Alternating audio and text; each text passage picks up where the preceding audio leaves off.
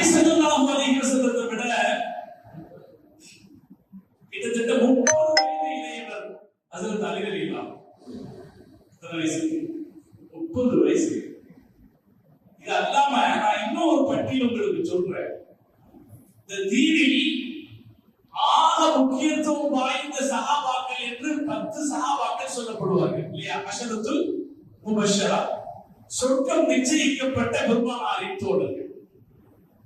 அந்த 10 சஹாபாக்கள்ல இந்த 4 பேர், மீதி உள்ள 6 பேரும் இளைஞர்கள். மீதி உள்ளவங்க யாரெல்லாம்? சுபைர் இப்னு அவாம் ரலியல்லாஹு தஆலா அவங்க ரசூலுல்லாஹ் விட 24 வயசு இளையவர். இன்னொருத்தர் தல்ஹா இப்னு உபைதுல்லாஹ் ரலியல்லாஹு ரசூலுல்லாஹ் விட 24 வயசு இளையவர். அப்துல் ரஹ்மான் இப்னு அவுஃப் ரலியல்லாஹு தஆலா ரசூலுல்லாஹ் விட 10 வயசு இளையவர். சயீத் இப்னு ஸைத் ரலியல்லாஹு தஆலா ரசூலுல்லாஹ் விட 30 வயசு இளையவர். சஅத் இப்னு அபி வக்காஸ் ரலியல்லாஹு தஆலா ரசூலுல்லாஹ் விட 25 வயசு இளையவர். அபூ உபைதா இப்னு ஜர்ராஹ் ரலியல்லாஹு தஆலா ரசூலுல்லாஹ் விட 15 வயசு.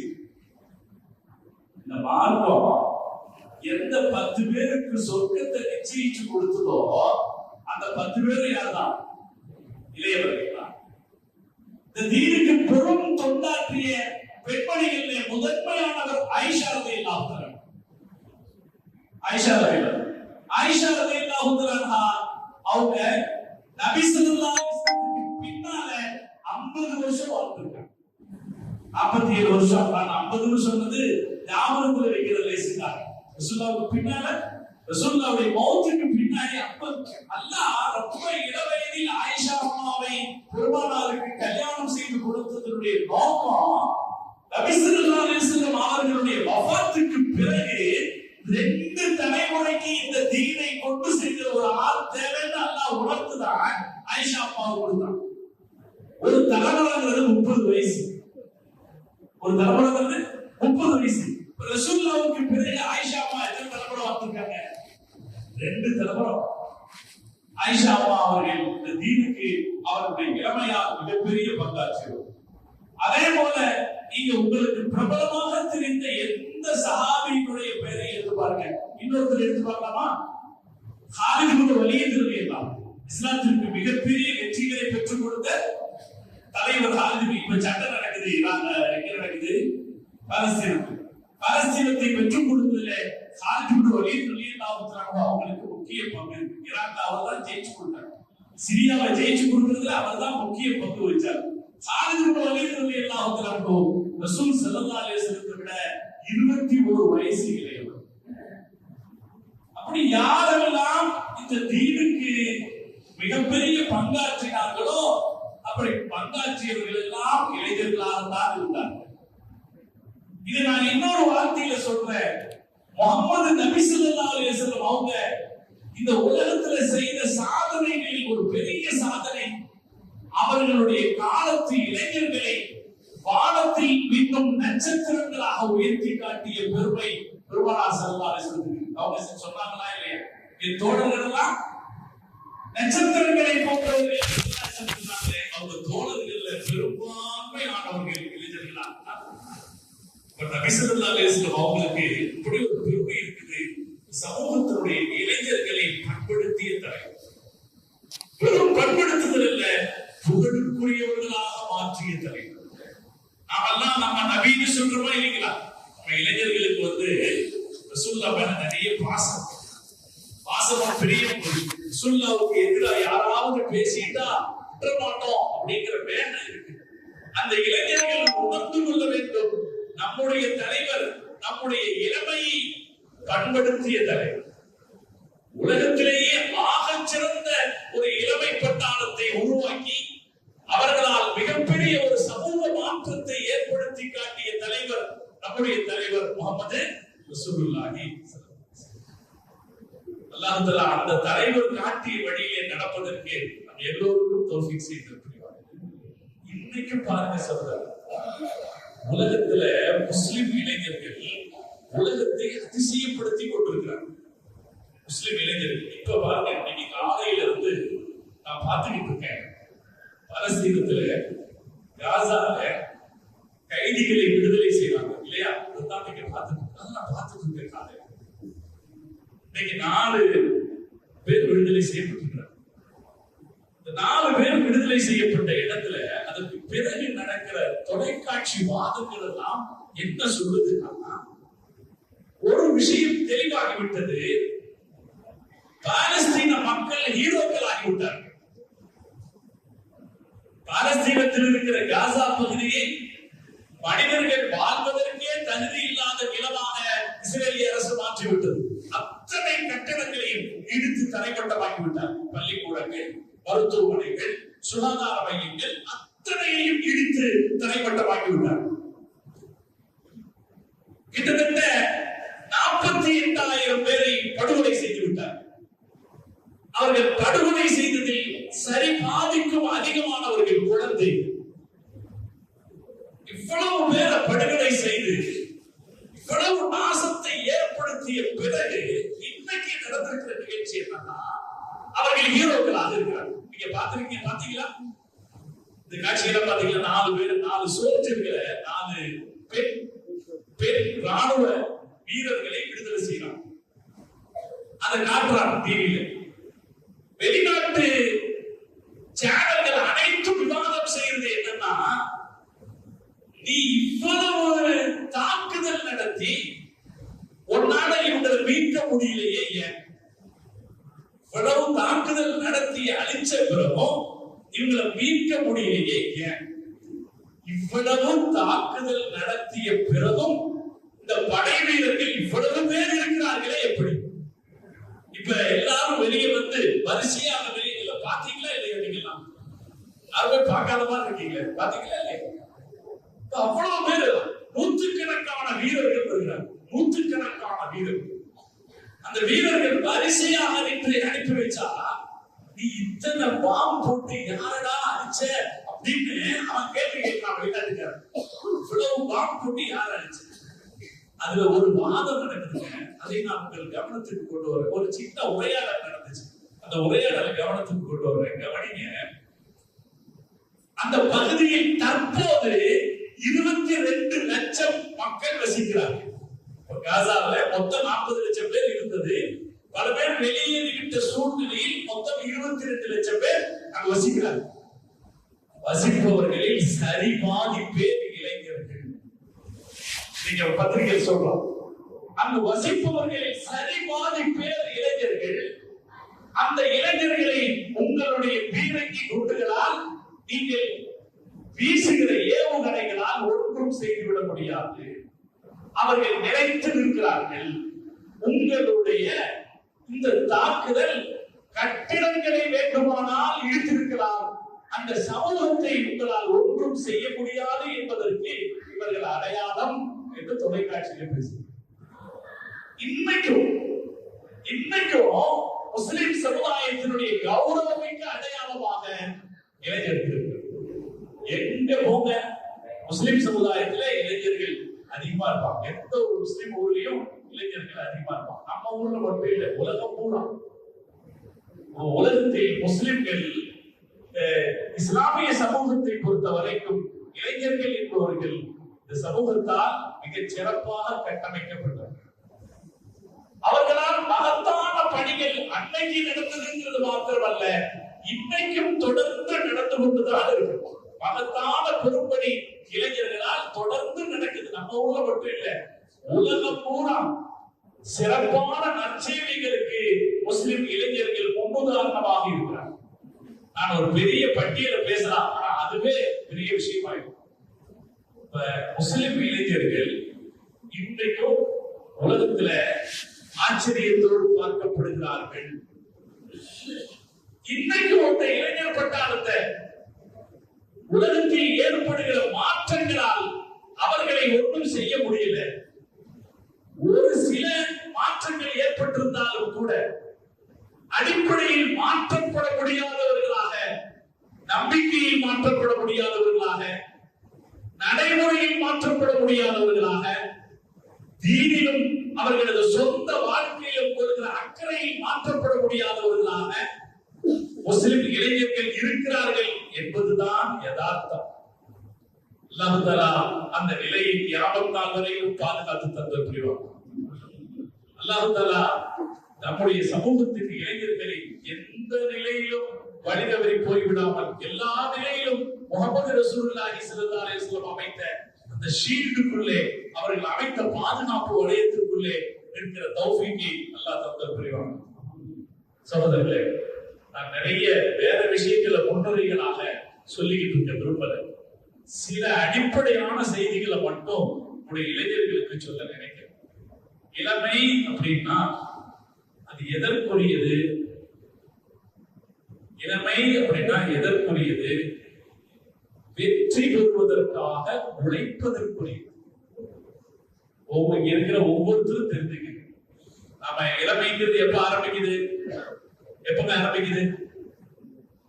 எப்ப ஆரம்பிப்பா? 15 வயசுல ஆரம்பிக்குது. எத்தனை வயசு வரைக்கும் இளமை இருக்கு? 40 வயசு வரைக்கும் இளமை இருக்கு. இந்த இளமை காலம்ங்கிறது ஜெயிக்கிறதுக்கு உண்டான காலம்னு சொல்றது இல்லை, ஜெயிப்பதற்காக உழைப்பதற்குரிய காலம் என்பதுதான் யதார்த்தம். ஒவ்வொரு இந்த பருவத்தில் இருக்கிற ஒவ்வொருத்தரும் அவர் லட்சாதிபதி ஆயிட்டோம்னா நான் ஜெயிச்சுட்டேன்னு நினைக்க கூடாது, நான் இன்னும் ஜெயிக்கிறதுக்கு உழைக்கணும்னு நினைக்கிறேன். இந்த மொத்த இளமை காலமும் வெற்றிக்காக உழைப்பதற்கான காலம்.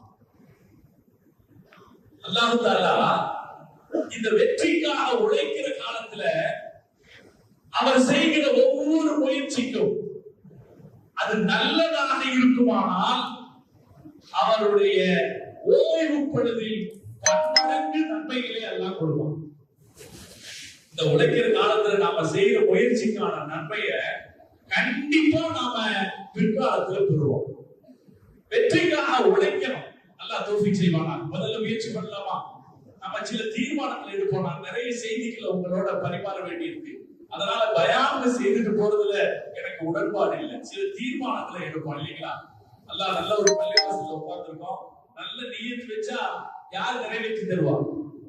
அல்ல, நாம நியத்து வைக்கிறோம், நிறைவேற்றி தருவது அல்ல. நாம முடிவு செய்வோம், இளமை காலம் என்னுடைய இளமை காலம், நான் வெற்றி பெறுவதற்காக உழைக்கிற காலம், வெற்றி பெறுவதற்காக உழைக்கிற காலம் அப்படின்னு நினைக்கும் போது மனசுக்குள்ள ஒரு படபடப்பு இருந்துகிட்டே இருக்கும். எப்படி?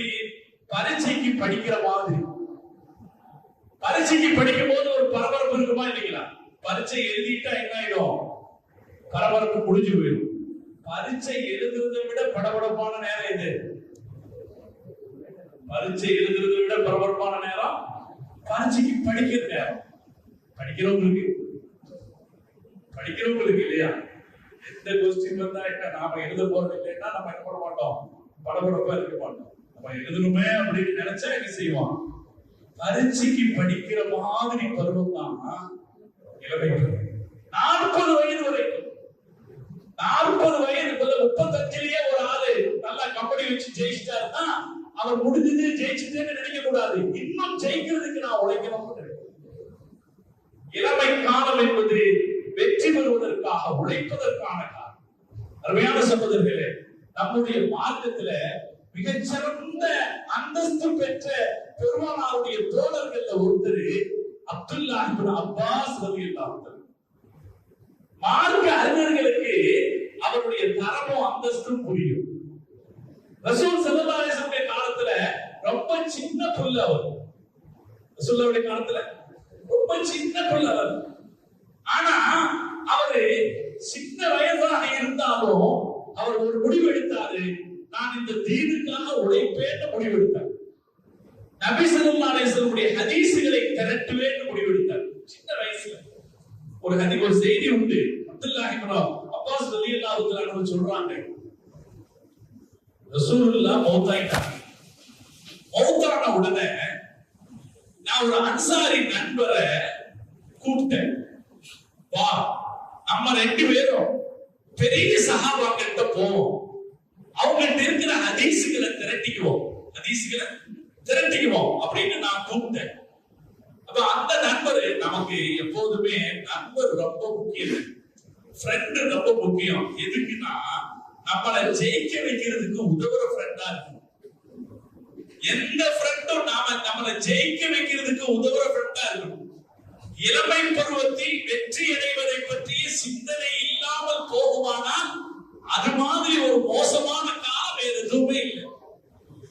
இளமை பருவத்திலேயே ஜெயிக்கணும்னு நினைக்கிறோம். படிக்கிற போது நான் பள்ளிக்கூடத்தில் சிறந்த மாணவனாக வருவேன் நினைக்கிறேன். வியாபாரம் செய்ய ஆரம்பிக்கிற போது இந்த மார்க்கெட்லயே நான் சிறந்த வியாபாரியா வருவேன் நினைக்கிறோம். ஒரு தொழிலில் ஈடுபடுகிற போது இந்த தொழிலில் நான் தேர்ச்சி பெற்றவனாக வருவேன் நினைக்கிறோம். ஒரு இளைஞன் அப்படி நினைத்தால் தான் இளைஞன். இல்லை என்றால் அவருடைய உடலில் இளைஞனுக்குரிய ரத்தம் ஓடுகிறது என்ற அர்த்தமே இல்லை. ஒரு இளைஞருக்குள்ள அப்படி ஒரு ரத்தம் ஓடணும்னா இது சிறப்பாக வரணும் அப்படின்னு நினைக்கிறேன். அப்படி நினைக்கணும்னா நம்ம கூட இருக்கிற ஆளுங்க அந்த மாதிரி இருக்கணும். பாருங்க, உதாரணம் அப்துல்லா இப்னு அப்பாஸ் ரலியல்லாஹு தஆலா சின்ன வயசுக்காரர். ரசூல் ஸல்லல்லாஹு அலைஹி வஸல்லம் மௌத்தான உடனே என்ன நினைக்கிறாரு? நாம ரசூலுல்லாஹ்வுடைய ஹதீஸ்களை திரட்டுவோம் அப்படின்னு நினைக்கிறாரு. அதுக்காக ஒரு ஆளை தொடங்கி கூப்பிடுறாரு. எல்லாருமே செய்வோமா இல்லையா? ஒரு ஆளை தொடங்கி கூப்பிடலாம், ஒரு ஆளை தொடங்கி கூப்பிடுறாரு. ஹலம் ஃபல்நஸ்அல் அஸ்ஹாப ரசூலில்லாஹி ஸல்லல்லாஹு அலைஹி வஸல்லம் ஃபஇன்னஹும் அல்-யௌம கதீர். வாங்க நம்ம போலாம். இப்ப ரசூலுல்லாஹ்வுடைய தோழர்கள் நிறைய பேர் இப்ப ஹயாத்தா இருக்காங்க. அவங்க கிட்ட ஹதீஸ்கள் இருக்கும், அதெல்லாம் நாம திரட்டிட்டு வரலாம் அப்படின்னு கூப்பிடுறாரு. இந்த ஃப்ரெண்ட் என்ன சொல்லணும்? இந்த ஃப்ரெண்ட் என்ன சொல்லணும்? நீங்க சொல்லுங்க. இந்த ஃப்ரெண்ட் என்ன சொல்லணும்? நீங்களா இருந்தா என்ன சொல்லணும்? வர்றேன்னு நல்ல ஒரு வேலைக்கு கூப்பிடுறாரு. நல்ல ஒரு வேலைக்கு கூப்பிடுறாரு. நாம என்ன செய்வோம்? போகணும்னு சொல்றதுக்கு சில பேருக்கு மனசு வராதுங்க. போக வேலை இல்லை அப்படின்னு நினைப்பாங்க. குறைஞ்ச வச்சு என்ன சொல்லணும்? நீ போயிட்டு வா, எனக்கு கொஞ்சம் வேலை இருக்கு சொல்லுமா இல்லையா? இவர் என்ன சொன்னாரு? இந்த ஃப்ரெண்டு நாமெல்லாம் சொன்னா யாருப்பா கேட்க போறா அப்படின்னு அவரும் போகல. போறவரையும் உற்சாகப்படுத்துற மாதிரி பேசல. சமூகத்துல பல பேர் அப்படித்தான் இருப்பான். நமக்கு இப்படி ஒரு நண்பன் கிடைத்தால் அதை விட நஷ்டம் வேறு எதுவும் இல்லை. பார்க்கலாம், நல்ல ஃப்ரெண்ட் கூட்டிட்டு வருவாங்க. அங்க வந்தா கூட்டிட்டு வந்தாலும் ரூம்ல படுத்து தூங்கிட்டே இருப்பார். பாபா தவாப் செய்ய போனா இப்ப வேண்டாம் கால் வலிக்கு இருப்பார். இப்ப வேண்டாம் கால் வலிக்கு இருப்பார். காலையில முட்டை இப்ப வேண்டாம் குளிர் அடிக்கு இருப்பார். மதியானத்துக்கு மேல என்ன வந்துடும்? அப்ப என்ன சொல்றாரு? அவ்வளவு. அதனால நண்பர்கள்ங்கிறவங்க நாம ஜெயிக்கிறதுல உதவியா இருக்கணும். இவர் என்ன சொன்னார் அந்த நண்பரு?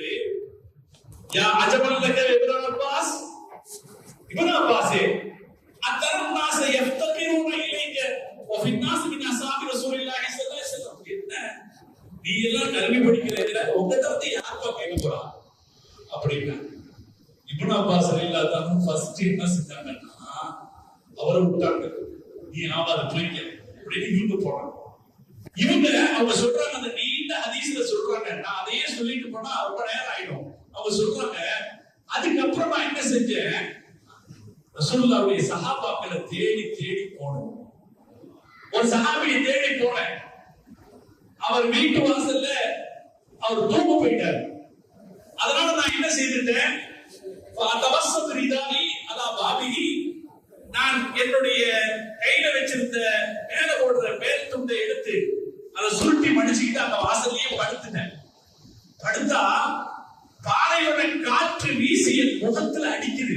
அது அப்படியே பாலைவன காற்று எப்படி இருக்கும், அது காற்று மணல் வீசி என் முகத்துல அடிக்குது. ஆனா அதை சகிச்சுக்கிட்டு நான் படுத்துக்கிட்டேன். அந்த சஹாபி கதவை திறந்து வாசல்ல பார்த்தா நான் இருக்கு. சஹாபிக்கு அதிர்ச்சி. யார் இருக்கிறார்? ரசூலுல்லாஹ்வுடைய அண்ணன் மகன் இருக்கிறார். ரசூலுல்லாஹ்வுடைய பெரியத்தா பையன். ரசூலுல்லாஹ்வுடைய பெரியத்தா பையன் யாருங்க? பெரியத்தா பையன் யாரு? தம்பி. ரசூலுல்லாஹ்வுடைய வயசு கம்மியான ஒரு பெரியத்தா பையன் என்னதோ தம்பி. ரசூலுல்லாஹ்வுடைய தம்பி வீட்டு வாசல்ல படுத்திருக்காரு. அவர் அதிர்ச்சி அடைஞ்சு, என்னங்க நீங்க இப்படி வந்து படுத்திருக்கீங்க, ஒரு வார்த்தை சொல்லி விட்டுருந்தா நான் ஓடி வந்திருப்பேனே என்று அவர்கள் கேட்பார்கள். அப்போது நான் சொல்லுவேன், இல்லை இல்லை, நான் தான் உங்களை தேடி வர வேண்டும். ஏன்னா உங்ககிட்ட ஹதீஸ் இருக்கு, கத்துக்கணும். இப்படி ஒவ்வொரு சஹாபியினுடைய வீடு வீடாக சென்று அவர் இருக்கிற இடம் தேடி சென்று அவரிடத்தில் இருந்து ஹதீசுகளை கற்றுக்கிட்டு நிறைய ஹதீசுகளை கற்றுக்கொண்டவராக அவரை பற்றி வருது. ஒரு செய்திக்காக அதை உறுதிப்படுத்திக் கொள்வதற்கு 30 சஹாபாக்களிடத்தில் கேட்பார்கள். பகான யஸ்அலுனில் அம்ரில் வாஹிதி 30 மின சஹாபா, 30 பேர்ட்ட கேட்பாங்க. இந்த ஆர்வம் யார்கிட்ட இருக்கும்? இளைஞர்கிட்ட தான். இந்த ஆர்வம் யார்கிட்ட இருக்குங்க? வயசானா இருக்குமா? வயசானா இருக்காது. இந்த ஆர்வம் யார்கிட்ட இருக்கும்? இளைஞர்கிட்ட இருக்கும். அந்த ஆர்வத்தோட அவர் கத்துக்கிட்டாரு. கொஞ்ச நாள்ல என்ன ஆயிட்டாருன்னா நிறைய ஹதீசுகளை தெரிந்த உஸ்தாத் ஆயிட்டார். அதுக்கப்புறம் அவர் உட்கார்ந்து இருக்கிறாரு, அவரை சுத்தி நிறைய பேர் உட்கார்ந்து ஹதீஸ் கேட்கிறாங்க. இப்ப அந்த ஃப்ரெண்டு வந்தார். எந்த ஃப்ரெண்டு? இந்த பழைய ஃப்ரெண்டு, உங்ககிட்ட என்கிட்ட யாரெல்லாம் வரப்போறா அப்படின்னு சொன்னாரு. அந்த ஃப்ரெண்டு வந்து பார்த்தாரு. இவர் ஆசிரியராக இருக்க பல பேர் கேட்டுக்கொண்டிருக்கிறத பார்த்துட்டு அந்த ஃப்ரெண்டு கை செய்யப்பட்டு சொன்னாவா, ஆதல் ஃபதாக்கான அர்த்தம், இவர் என்னை விட புத்திசாலின்னு சொன்னார். நான் சொல்ல வருவது சகோதரர்களே, உழைப்பு, வெற்றிக்கான உழைப்பு ஒவ்வொரு சின்ன வயசிலிருந்து நம்ம மனசுக்குள்ள வந்திருக்கோம். ஜெயிக்கணுமா வேண்டாமா? ஜெயிக்கணுமா வேண்டாமா? ஜெயிக்கணும். ஜெயிக்கணும் அப்படின்னா ஜெயிப்பு வெற்றிங்கிறத 40 வயசுக்கு மேல யோசிக்க வேண்டியது. இளமை 40 வயசு வரைக்கும் வெற்றிக்காக உழைச்சுக்கிட்டே இருக்கும். உழைக்க உழைக்கத்தான் வெற்றியை பார்க்க முடியும். இன்னைக்கு நம்ம பசங்களுக்கு எல்லாம் ரொம்ப பிடிச்ச ஃபுட் என்ன ஃபுட்?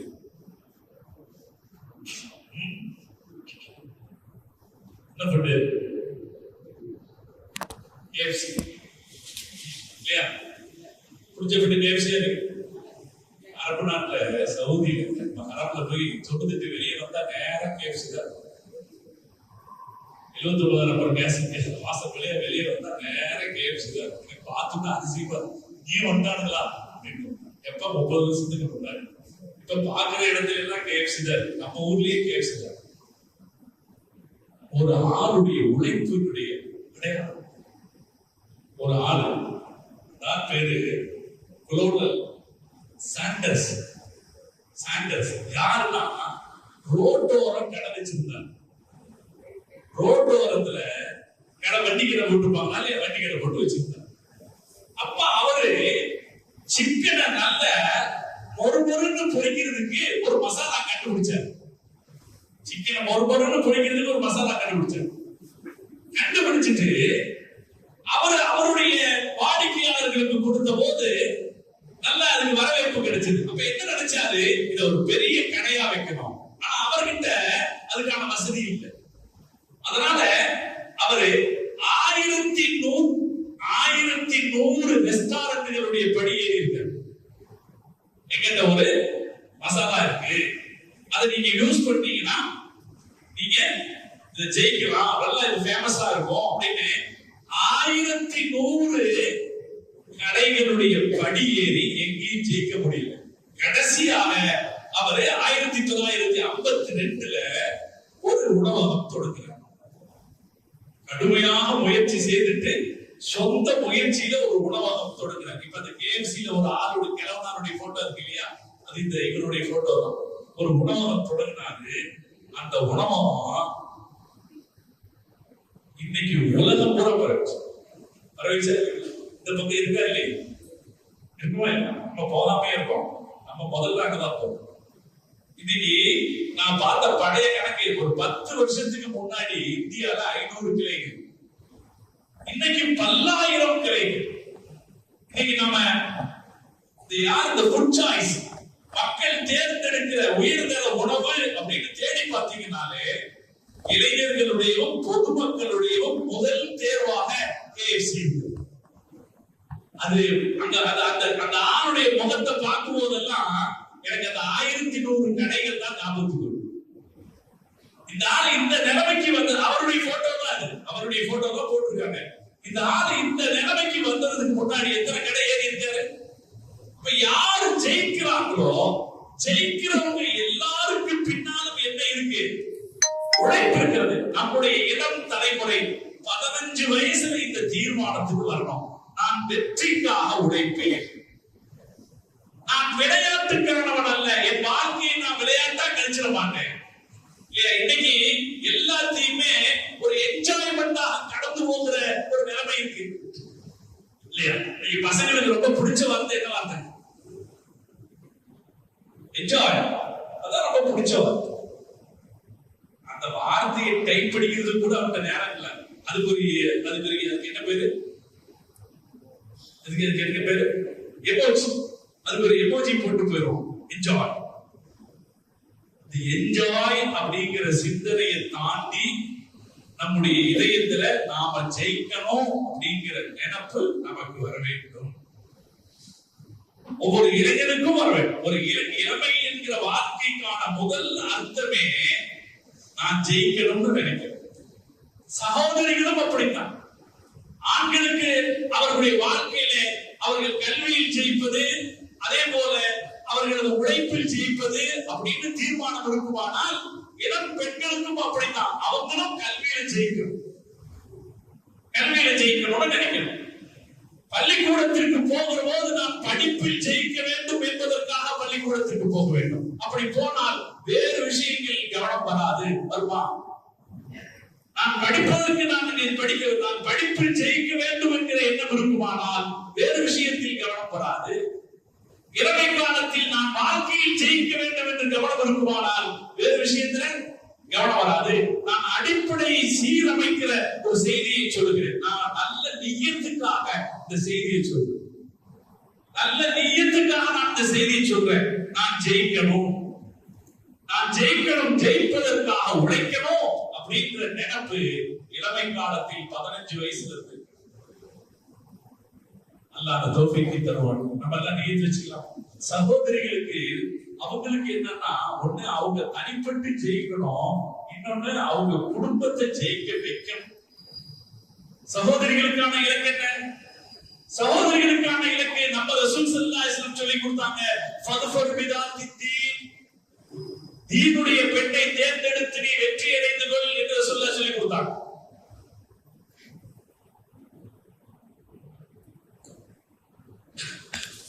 தீனுடைய பெண்ணை தேர்ந்தெடுத்து வெற்றி அடைந்து கொள். தீனுடைய பெண்ணை தேர்ந்தெடுத்து வெற்றி அடைந்து கொள் அப்படின்னா அதுக்குள்ள இருக்கிற செய்தி என்ன?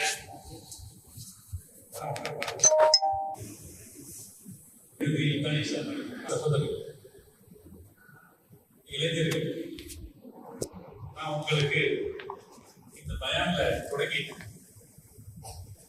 இடையில ஒரு குர்ஆனுடைய வழிகாட்டுதலை நான் ஞாபகம் கொடுத்தேன்.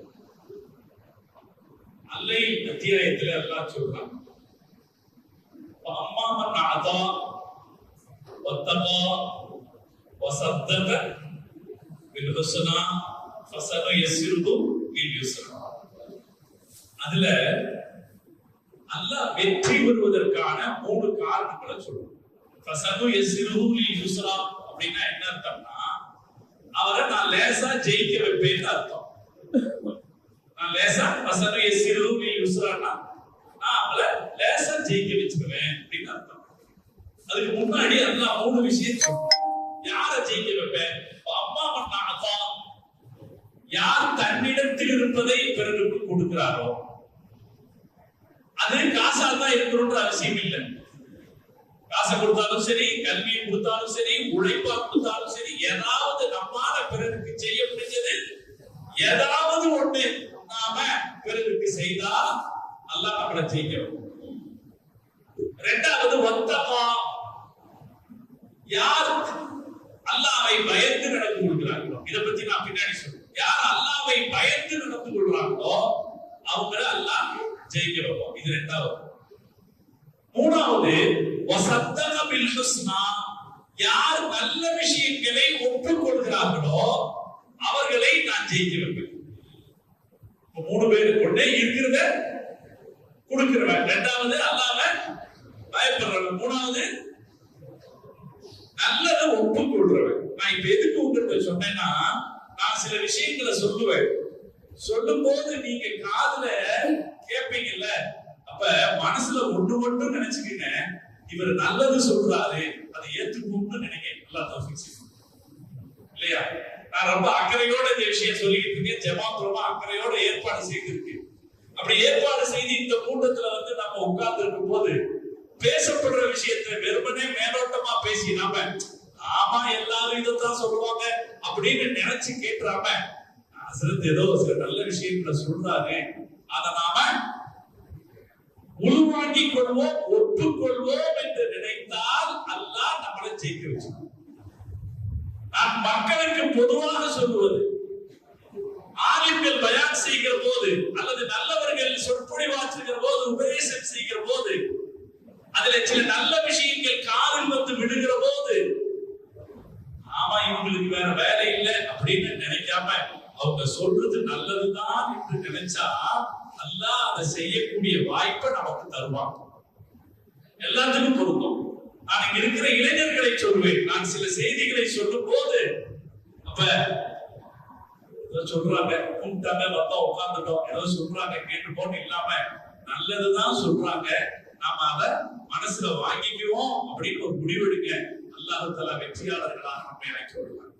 நான் முதல்ல சொன்னது என்னன்னா, இளைஞர்கள் என்றாலே அவங்க முதல் தீர்மானிக்க வேண்டிய விஷயம், இளமை காலம் என்பது வெற்றிக்காக உழைக்கிற காலம். படிக்க போகிற போது நினைக்கிறோம் இது நான் வெற்றிக்காக உழைக்கிற காலம். அப்படி நினைச்சா அந்த கல்வியிலே வேற இடையூறுகள் வருமா? ஒரு பையன் நான் ஜெயிக்கிறதுக்கு இன்னும் படிக்கிறேன்னு படிச்சா மற்ற விஷயத்துக்கு போவானா? பள்ளிக்கூடங்களிலும் கல்லூரிகளிலும் தான் இன்றைக்கு தடப்புடல்கள் சாதாரணமாக நடக்கிறது. அது நடக்கிறதுக்கு காரணம் என்னன்னா, இந்த கல்வி கூடத்துக்கு நான் ஏன் வந்திருக்கேங்கிற நினைப்பு இல்லாம போறது. காதலிப்பதற்காக கல்லூரிகளுக்கு போக வேண்டிய அவசியம் கிடையாது, இல்லையா? காதலிக்கிறதுக்கு ஒரு பைக் இருந்தா போதுமா இல்லைங்களா? பைக் இருந்தா போதும், பரிசுல காசு இருந்தா போதும், இல்லையா? அதுக்கு காலேஜுக்கு போகணுன்ற அவசியம் இல்லையா? சரிங்க, தப்பு இல்லை, நான் தப்பா நினைக்க மாட்டேன். அதுதான் எதார்த்தம். கல்லூரிக்கு போகிற போது, பள்ளிக்கூடத்திற்கு போகிற போது அங்கே தடமாறி போறதற்கான காரணம் என்ன? இது நான் ஜெயிப்பதற்காக உழைக்க வந்திருக்கிறேன் நினைப்பு இல்லாமல் போறதுதான். ஆணும் சரி பெண்ணும் சரி. பெண்களை கல்லூரிக்கு அனுப்பி வைப்பதே பெரிய பாடுபட்டு இப்போது அந்த வாய்ப்பு கிடைத்திருக்கு, இல்லையா? அந்த காலமாக கிடைக்கல, இப்ப கிடைச்சிருக்கு. பல்வேறுபட்ட சிக்கல்களுக்கும் சிரமங்களுக்கும் இடையே பெற்றோர்கள் கல்லூரிக்கு அனுப்பி வைக்கிற போது இது நான் வெற்றி பெறுவதற்கான வாய்ப்பு என்கிற சிந்தனை இல்லாமல் போகிற பெண்கள் சீக்கிரத்தில் ஏமாந்து போவார்கள். ஆண்களும் அப்படிதான். அதனால அதுதான் நான் அடிப்படையில் இந்த நியத்தை என்னுடைய உங்களுடைய மனசுக்குள்ள நான் பதிய வைக்க நினைக்கிறேன். இளமை காலம் என்பது வெற்றிக்காக உழைக்கிற அந்த முழு காலத்திலும் நாம் வெற்றிக்காக உழைத்தால் 40 வயதுக்கு பிறகு நமக்கு அல்லாஹ் பரிபூர்ணமான வெற்றியை தருவான். நம்முடைய தலைவர் முஹம்மது ரசூலுல்லாஹி ஸல்லல்லாஹு அலைஹி வஸல்லம் அவர்களுக்கு தந்தது போல, அவர்களால் உருவாக்கப்பட்ட மற்ற சஹாபாக்களுக்கு தந்தது போல அல்லாஹ் வெற்றியையும் புகழையும் நமக்கு தருவான். ஒன்று, முதல்ல வெற்றிக்காக உழைக்கணும். இளமை காலத்துல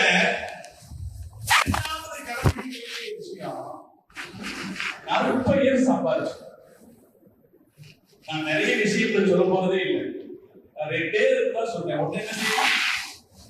வெற்றிக்காக உழைக்கிற மனசுக்குள்ள உறுதியத்தில் நான் வெற்றிக்காக உழைப்பேன்.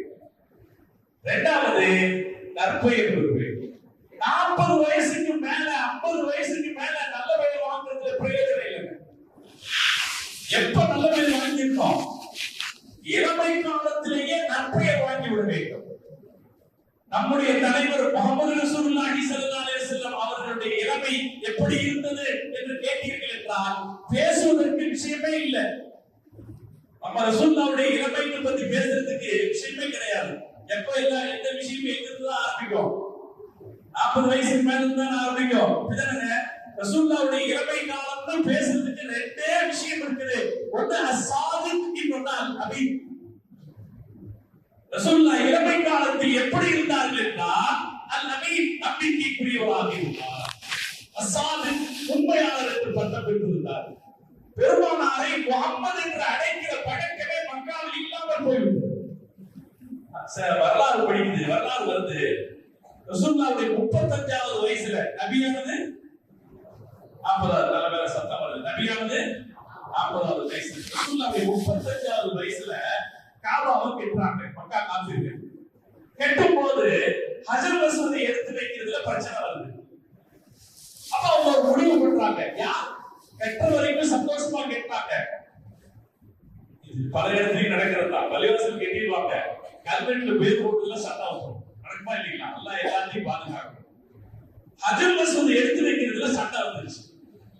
அப்ப அவங்க ஒரு முடிவு செய்யறாங்க, காபாவுக்கு பக்கத்துல ஒரு ஆர்ச், ஒரு ஆர்ச், பபு ஷைபா ஆர்ச், ஒரு ஆர்ச் பழைய காலத்துல நாளை காலை இந்த ஆர்ச் வழியாக யார் முதல்ல உள்ள நுழைகிறாரோ அவர் செய்கிற தீர்ப்பை நாம் ஏற்போம் என்று முடிவு செய்கிறார். முடிவு செய்துட்டு எல்லாரும் உட்கார்ந்து இருக்காங்க. காலகாலம் முதல்ல அந்த வழியில உள்ள வந்தது நம்ம ரசூலுல்லாஹ். இத பத்தி வரலாறு என்ன எழுதுதுன்னா எப்படி சொல்றாங்க, இன்றாவ் ஹத்தா ஹதஃபு ஹாதல் அமீன். அவங்க என்ன ரசூல் ஸல்லல்லாஹு அலைஹி வஸல்லம் அவங்க பார்த்துட்டு என்ன சத்தம் போட்டாங்க, ஹதஃபுனா சத்தம் போட்டாங்க, ஹாதல் அமீன், அமீன் வந்திருக்கிறார் சத்தம். இது வரலாறு. அப்ப அவங்க என்ன சொல்லல, அதான் முஹம்மதுன்னு சொல்லல, ஹாதல் அமீன் ரலீனா, நாங்கள் இவரை ஒப்புக்கொண்டோம் என்று அவர்கள் சொன்னாங்க. அதே போல ரசூல் ஸல்லல்லாஹு அலைஹி வஸல்லம் அவங்க 40வது வயசுல நபியான பிறகு நபித்துவ பிரச்சாரத்தை எடுத்து வைக்கிற போது சஃபா மலைக்குன்றுக்கு மேலே ஏறி நின்று மக்களை அழைத்து, நான் அல்லாஹ்வுடைய ரசூல்னு முதல்ல சொல்லல. அவங்க முதல்ல என்ன கேட்டாங்க, இந்த மலைக்கு பின்னால் நம்மை தாக்குவதற்கு ஒரு ஒட்டனை கூட்டம் வருகிறது என்று சொன்னால் ஏற்றுக்கொள்வீர்களான்னு கேட்டாங்க. அந்த மக்கள் எல்லாரும் என்ன சொன்னாங்க, ஏற்றுக்குவோம். நீங்க உண்மையை பேசித்தான் நாங்கள் அனுபவப்பட்டிருக்கிறோம் சொல்றோம். அப்ப சகோதரர்களே, நாம சின்ன வயசுல வாழ்க்கையினுடைய இலக்காக இருக்க வேண்டியது, எல்லா ஜாலியா அடிச்சுக்கலாம், எல்லா ஜாலியா அடிச்சுக்கலாம், இன்ட்ரெஸ்டா ஜாலியா ஆர்வமா எல்லாம் இருக்கலாம். ஆனா இலக்காக இருக்க வேண்டியது நற்பெயர். எந்த ஒரு இடத்துக்கு பள்ளிக்கூடத்துல நற்பெயர். நம்முடைய டீச்சர்கள் கிட்ட ஒரு கெட்ட வாங்கிடக்கூடாது. அல்லாஹ் தௌஃபீக் செய்வான். ஒரு முடிவு எடுத்துக்கோமா, நம்முடைய டீச்சருக்கு நற்பெயர்ல, நம்முடைய டீச்சர் இருக்காங்க பாத்தீங்களா, நம்மளை பார்த்து பயப்படக்கூடாது. என்ன சொல்லுவான்னு தெரியாது. ஒரு டீச்சர் கேட்டாரா, இந்த பாரு 1 ரூபாய் காசு, இதை நான் இந்த ஆசிட்ல போடுறேன், இது கரையுமா கரையாதா அப்படின்னு கேட்டாரு. பையன் சொன்னா உறுதியா, கரையாது சார். ஏண்டா சொல்ற, கரையெல்லாம் போட மாட்டீங்க சார். யாரை எப்படி எதிர்கொள்ள வேண்டியிருக்கு? பள்ளிக்கூடத்துக்கு போறதா இருந்தா இப்ப எல்லாம் யார் பயப்படா? யாருக்கு பயப்படுறா? லேடி டீச்சர்ஸ் ரொம்ப பயப்படுறாங்க. லேடி டீச்சர்ஸ் ரொம்ப பயப்படுறாங்க. எங்க ஊர்ல ஒரு முஸ்லிம் பள்ளிக்கூடம், திடீர்னு லேடி டீச்சருக்கு எல்லாம் போட்டு சொன்னாங்க. திடீர்னு என்னன்னு பார்த்தா பசங்க கிண்டல் பண்றாங்க. அல்லாஹ் பாதுகாக்கட்டும், அல்லாஹ் பாதுகாக்கட்டும். படித்து தருகிற ஆசிரியர்களிடமிருந்து நல்ல துஆ வாங்காமல் போனாலும் பரவாயில்லை, கெட்ட துஆ வாங்கிவிட்டால் ஜெயிக்கவே முடியாது.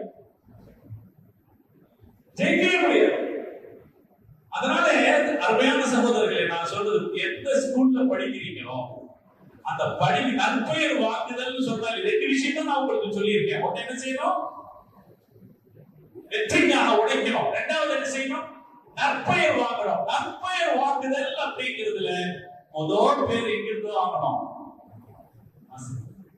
ஆசிரியர்கள் நம்ம பாராட்டாவிட்டாலும் கூட நம்மை குறை சொல்வது போல நாம் நடந்து கொள்ளக்கூடாது. அல்லாஹ் தௌஃபீக் செய்வானா. நீயத்து வச்சுக்கோமா. இப்ப காலேஜ்ல படிச்சாலும் சரி, அரபி காலேஜ்ல படிச்சாலும் சரி, ஸ்கூல்ல படிச்சாலும் சரி, நான் இந்த ஆசிரியர்களை பொறுத்து கெட்ட பேர் வாங்க மாட்டேன். அதுக்கப்புறம் சமூகம், குடும்பம், இங்கே நல்ல பேர் வாங்க. இந்த பையனா நல்லவராச்சே, நாம பின்னால ஜெயிக்கிறதுக்கு நாம பெற்ற வெற்றி நினைக்கிறதுக்கு இந்த நற்பெயர் ரொம்ப முக்கியம். இந்த நற்பெயரை இளமை காலத்தில் நாம் வாங்க தவறிவிட்டோம் என்றால், ஒரு வியாபாரம் செய்யும் போது என்ன சொல்லுவாங்க? இவனா சொல்லுவாங்களா? இவனா சொல்லுவாங்க. நீங்க ஒரு இந்த கம்பெனி ஆரம்பிச்சீங்க, அப்ப சொல்லுவாங்க இவனா எப்படி எல்லாம் நடப்பான் சொல்லுவாங்களா இல்லைங்க? ஒரு பொண்ணு கேட்க போறாங்க, பொண்ணு கேட்க போகும்போது என்ன சொல்லுவாங்க? இவனா சொல்லுவாங்களா இல்லையா? இந்த பெயர் இருக்கக்கூடாது. ஒரு இளைஞனுக்கு இதை விட அவச்செய வேறு தூண்டு, அவச்சொல் வேறு தூண்டு. அதனால இளைஞர்களுடைய வாழ்க்கைக்கு 2 பிரதான வழிகாட்டுதல சொல்றேன். நான் ரொம்ப எல்லாம் சொல்ல விரும்பல, நான் ரொம்ப சாதாரணமான எளிமையான 2 விஷயங்களை சொல்றேன். ஜெயிக்கிறதுக்காக உழைக்கணும், அதுக்குதான் இளமை. ஜெயிக்கிறதுக்காக என்னவெல்லாம் உழைக்க வேண்டுமோ அப்படியெல்லாம் உழைக்கணும், எப்படியெல்லாம் படிக்கணுமோ அப்படியெல்லாம் படிக்கணும். இப்ப நிறைய பசங்கிட்ட கேட்டா பெரிய பெரிய இலக்கு சொல்லுவோம். ஒரு பையனை கேட்டேன், என்ன பார்க்கணும்? நான் பைலட் ஆகணும். பைலட் ஆகணும் நல்ல விஷயம் தான், பைலட் ஆகுறது அப்படின்னு கேட்டேன். அதுக்கப்புறம் அவன் கேட்டேன், உனக்கு பறக்கிற விமானங்கள் இருக்குமா இல்லை, அது எத்தனை வகை இருக்குன்னு தெரியுமா? பறக்கிறது பிளைட், ஹெலிகாப்டர் முடியல, பிளைட், ஹெலிகாப்டர், ராக்கெட் முடியல. அவன் யோசிக்கிறான். பெரிய பையன், காலேஜ்ல படிக்கிற பையன் பறக்கணும்னு நினைக்கிறான். ஆனா பறக்கிற வகை விமானத்தில் எத்தனை இருக்குன்னு அவன் படிக்கல. அப்ப நான் சொன்னேன், நீ பைலட் ஆகிறதுக்கான எந்த அடிப்படை வேலையுமே செய்யலையே. ஒரு பைலட் ஆகணும் ஒரு மனசுக்குள்ள ஆர்வம் வந்துச்சுன்னா அதற்கேற்ற உழைப்பு இருக்கணுமா இல்லைங்களா? ஒரு ஆளு எவரெஸ்டுக்கு போறதுக்கு முடிவு பண்ணாராம். எவரெஸ்டுக்கு ஏறுவார். எவரெஸ்ட் தெரியுமா இல்லைங்களா? எவரெஸ்ட் மசாலா, எவரெஸ்ட் சிகரம். எவரெஸ்ட் சிகரத்துல ஏற போறேன் ஒரு ஆள் முடிவு பண்ணார். முடிவு பண்ணணும், பேப்பர் எல்லாம் கொடுத்தாரு. அவரை நோக்கி நிறைய பேர் வந்து பாராட்ட ஆரம்பிச்சாங்க. ரொம்ப நல்லதுங்க, போயிட்டு வாங்க, இப்படி எல்லாம் சாதிக்கணும்னு பாராட்டினாங்க. ஒரு ஆள் வந்தாரு, வந்து சொன்னாரு, நீங்க எவரெஸ்டுக்கு போறீங்க, அங்க ரொம்ப பனியா இருக்கும், சாதாரணம் அல்ல. அதனால அங்க போறதுக்கு முன்னாடி நிறைய பேர் அதை பத்தி புஸ்தகம் எழுதிருக்காங்க, நீங்க அதை படிச்சுட்டு போங்க, உபயோகமா இருக்கும் அப்படின்னு சொல்லிட்டு ஒரு புக்கு பேரும் சொன்னாரு. இன்னும் ஆளு எவரெஸ்ட்ல ஏறினாலும் ஒரு புக் எழுதி இருக்கிறாரு, அதை படிச்சுட்டு போங்க, உபயோகமா இருக்கும். இப்ப இதான் சொன்னாரா, அது பறன் மேல வச்சிருக்கேன், அதை எடுத்து ஏறதுக்கு தான் யோசிச்சுட்டு உட்கார்ந்துருக்கேன்னு சொன்னாங்க. எவரெஸ்டுக்கு போகணும்னு நினைக்கிற ஆளு வேற ஏறி புக் எடுக்கிறதுக்கு யோசனை பண்ணி உட்கார்ந்து இருந்தா, இதால எப்ப எவரெஸ்டுக்கு ஏறுது? ஏமாற்றம் வந்தாலும் ஏறமாட்டான் இல்லையா? முயற்சிகள் நாம வந்து வெற்றிக்காக சிந்திக்கிற போது அதற்கான உழைப்பு நம்ம நிறைய வேணும். அரபு கல்லூரியில் மாணவர்கள் இருந்தாங்கன்னா ஆலிமா போறாங்கன்னு வைக்கல, ஆலிமான உடனே நிறைய கடமைகள் வந்துருது. ஆலிம்சாவுக்கு பயிற்சி வர்றதுக்கெல்லாம் வாய்ப்பு இல்லையே இல்லையா? போன உடனே நிறைய கடமைகள் வந்துருது. அவ்வளவு விஷயம் நாம படிச்சிருக்கோம், அவ்வளவு விஷயம் நம்ம படிச்சிருக்கோம். இன்னைக்கு காலையில ஒரு ஜனாசாவை பத்தி கேட்கிறாரு, அவர் ஆக்சிடென்ட் ஆயிட்டாரு, குளிப்பாட்ட முடியாது, என்ன செய்யுது அப்படி கேட்டா, அப்படி கேள்வி வருமா இல்லைங்களா? எந்த இடத்துலயும் குளிப்பாட்ட முடியாவிட்டா அதுக்கு செஞ்சு குளிப்பாட்டு எப்படி அதற்கான வழிமுறையை சொல்றோம். எந்த கேள்வி நான் எடுத்ததுக்கு காரணம் அந்த ஆர்வம் வரணும்ன்றதுக்காக. எந்த கேள்வியும் நம்மை நோக்கி வரலாம் என்கிற போது அதற்கான தயார் நிலையில் நாம் இருக்கு. அது ஒரு விஷயத்தை உயர்ந்த முயற்சிகள் மட்டும் வச்சா போதாது, அதை நோக்கி நாம உழைக்கவும் வேணும். அதே போல நற்பெயர் சம்பாதிக்கணும். நான் 2 விஷயத்தை மட்டும் உங்க மனசுக்குள்ள வைக்கணும். நான் ரொம்ப நேரம் பேசி எதுவும் மனசு இல்லாம போயிடக்கூடாது. மனசுக்குள்ள 2 விஷயத்தை வைக்கணும். ஒவ்வொரு இளைஞனும் அவருடைய இளமை காலம் வெற்றி பெறுவதற்காக உழைக்க வேண்டியது. 2வது, நாம் நற்பெயர் சம்பாதித்துக் கொள்வதற்கான காலம் என்று நினைக்கிறேன். இந்த பருவத்தில் நற்பெயர் சம்பாதிக்க நாம் விட்டு விட்டோம் என்றால் பின்னால் சம்பாதிக்க முடியாது. பின்னால் எவ்வளவுதான் நாம நற்பெயர் சம்பாதிச்சாலும் என்ன செய்ய முடியும்? அப்படித்தானே இருந்தான் அப்படின்னு ஒரு வார்த்தையில நம்முடைய பெயருக்கு பக்கத்தை ஏற்படுத்திவிடும். அதனால் இந்த காலத்தை நாம மறக்க கூடாது. இந்த காலத்துல படிப்பாளி, உழைப்பாளி, சேவையாளர் அப்படிங்கிற நல்ல பெயர்களை சம்பாதித்துக் கொள்வதற்கு நாம் முயற்சி செய்யணும். சரி, இது நாம எப்படி நடந்துக்கணும்ங்கிறதுக்காக 2 வழி. நாம எப்படி நடந்து கொள்ள கூடாது அப்படிங்கிறதுக்கு 2 விஷயம் சொல்லுதா? எப்படி நடந்துக்க கூடாது? நாம ஒதுக்க வேண்டியது 2. ஒண்ணு, தேவையில்லாத காரியத்துல இறங்கக்கூடாது. தேவையில்லாத காரியத்துல இறங்கக்கூடாது. நம்ம மார்க்கம் வலியுறுத்துகிற மிகச்சிறந்த செயல், நம்ம மார்க்கம் வலியுறுத்துகிற மிகச்சிறந்த செயல் அபூ ஹுரைரா ரலியல்லாஹு தஆலா அவர்கள் சொன்னார்கள், ரசூலுல்லாஹ் சொன்னதாக, மின் ஹுஸ்னி இஸ்லாமில் மர்இ தர்குஹு மா லா யஅனி. ஒரு முஸ்லிமுடைய அழகான குணம் என்னன்னா, அவருக்கு தேவையில்லாததை விட்டுறது. தேவையில்லாத அருமையான இளைஞர்களே, ஒரு தீர்வு செய். எது எனக்கு அவசியம் இல்லையோ அதை நான் செய்ய மாட்டேன். வாழ்க்கையை சிறப்பானதா மாற்றுறதுக்கு இதை விட வேற ஒண்ணு இல்லை. நம்முடைய முன்னோர்கள் சொல்லுவாங்க, நபி ஸல்லல்லாஹு அலைஹி வஸல்லம் அவர்களுடைய ஹதீஸ்கள் 7000 ஹதீஸ்கள் இருக்கு. அதுல ரிப்பீட் ஆகிறத தவிர்த்துட்டா 4000 ஹதீஸ் இருக்கு. இந்த 4 ஹதீஸ்களுமே, இந்த 4000 ஹதீஸ்களுமே 4 ஹதீஸ்களுடைய கருத்துக்கு உட்பட்டது அப்படின்னு சொல்லுவாங்க. நான் இப்ப அதை பத்தி பேசுறேன்னா அது ஒரு தனி செய்தி ஆயிடும். ஆனா அப்படி ஒரு செய்தி இருக்கு. அபூ தாவூத் ரஹ்மத்துல்லாஹி அலைஹி அவங்க சொல்லுவாங்க, மொத்தம் இருக்குது 7000 ஹதீஸ். அதுல ரிப்பீட்ட தவிர்த்துட்டா 4000 ஹதீஸ். இந்த 4000 ஹதீஸ்களுடைய செய்தியும் 4 ஹதீஸ்கள் இருக்கு. அதுல ஒரு ஹதீஸ் இப்ப நான் சொன்ன ஹதீஸ். என்ன ஹதீஸ்? தேவையில்லாததை விட்டு விடுவது. ஒரு முஸ்லிமுடைய அழகிய குணம் தேவையில்லாத காரியத்தில் ஈடுபடக்கூடாது. எது தேவையோ அதில் மாத்திரம் ஈடுபட வேண்டும். அபூ ஹுரைரா ரலியல்லாஹு தஆலா அவர்கள் சொன்ன இன்னொரு செய்தி இருக்கிறது, உஹ்ருஸ் அலா மா யன்ஃபஉக. ரசூலுல்லாஹ் எது நமக்கு பயன்படுமோ அதை மட்டும் படி. எது நமக்கு பயன்படுமோ அதை மட்டும் பாரு. புரியுதா? படின்னு சொன்னா கூட புரியாது, பாருன்னு சொன்னா புரியுதா? எது நமக்கு பயன்படுமோ அதை மட்டும் அல்லாஹ் தௌஃபீக் செய்வானா. என்னையும் உங்களையும் நம்மை சார்ந்தவர்களையும் அல்லாஹ் தௌஃபீக் செய்வான். இன்னைக்கு நம்மை மிகப்பெரிய அளவில் நம்முடைய அறிவை, நம்முடைய நேரத்தை, நம்முடைய உடல் ஆரோக்கியத்தை கெடுத்துக் கொண்டிருப்பதில் முக்கிய இடம் வகிப்பது நம்ம கையில வச்சிருக்கிற ஸ்மார்ட் போன் இல்லைங்களா? அந்த ஸ்மார்ட் போன் எப்படிப்பட்டதுன்னா, உண்மையில அது ஸ்மார்ட் போன் தான். நாம மனசுல நினைக்கிறத அது கண்டுபிடிச்சிருக்கு. சொல்ல வேண்டியது, நம்ம மனசுல நினைக்கிறத கண்டுபிடிச்சது ஒன்றும் இல்லை. நான் ஒரு சூட்கேஸ் வாங்கணும்னு நினைச்சேன். சூட்கேஸ், சின்ன சூட்கேஸ், ஓவர் நைட் சூட்கேஸ், சின்ன சூட்கேஸ் வாங்கணும்னு நினைச்சேன். பார்த்துட்டு போது ஒரு சின்ன சூட்கேஸ் அது வந்துச்சு. அத ஒரு கிளிக் பண்ண, அவ்வளவுதான். இன்ன வரைக்கும் எனக்கு விளம்பரம் வந்துகிட்டே இருக்கு. அப்ப அவன் என்ன பண்றான், நம்மளோட நினைப்ப படிச்சுட்டான் பாருங்க. எப்படி நான் சூட்கேஸ் வாங்குறத நான் ஆசைப்படுறேன்னு நினைக்கிறேனோ, அது மாதிரி நான் ஆசைப்படுறதை எல்லாம் படிக்கிற சக்தி இந்த போனுக்கு. நான் ஒரு தடவை டான்ஸ் பார்க்கணும்னு ஆசைப்பட்டேன்னா, அதுக்கப்புறம் நான் காலம்பூரா டான்ஸ் தான் இல்லையா? ஒரு தடவை நான் இப்ப இன்னைக்கு காலையில இந்த 4 பேர் விடுதலை பற்றி பார்க்கிறேன். நிறைய செய்திகள் பார்த்தா இதுவேதான் இல்லைங்களா? இந்த போன் உண்மையில ஸ்மார்ட் போன் தான். ஸ்மார்ட் என்ன அர்த்தம்? சொல்றதுக்கு முன்னாடி புரிஞ்சுக்குதுன்னு அர்த்தம். இது நம்ம சொல்லவே வேணாம், சொல்லாமையே புரிஞ்சுக்குது. இந்த ஸ்மார்ட் போன்ல எதை நம்ம பார்க்கணுமோ அதை பார்க்கும் போது இது எனக்கு பயன்படுகிறதா என்று யோசிக்க உண்மையான ஸ்மார்ட் போன் என்ன செய்துச்சுன்னா, பிரெயின் ராட் அப்படிங்கிறோம். பிரெயின் ராட்னா மூளை எலி.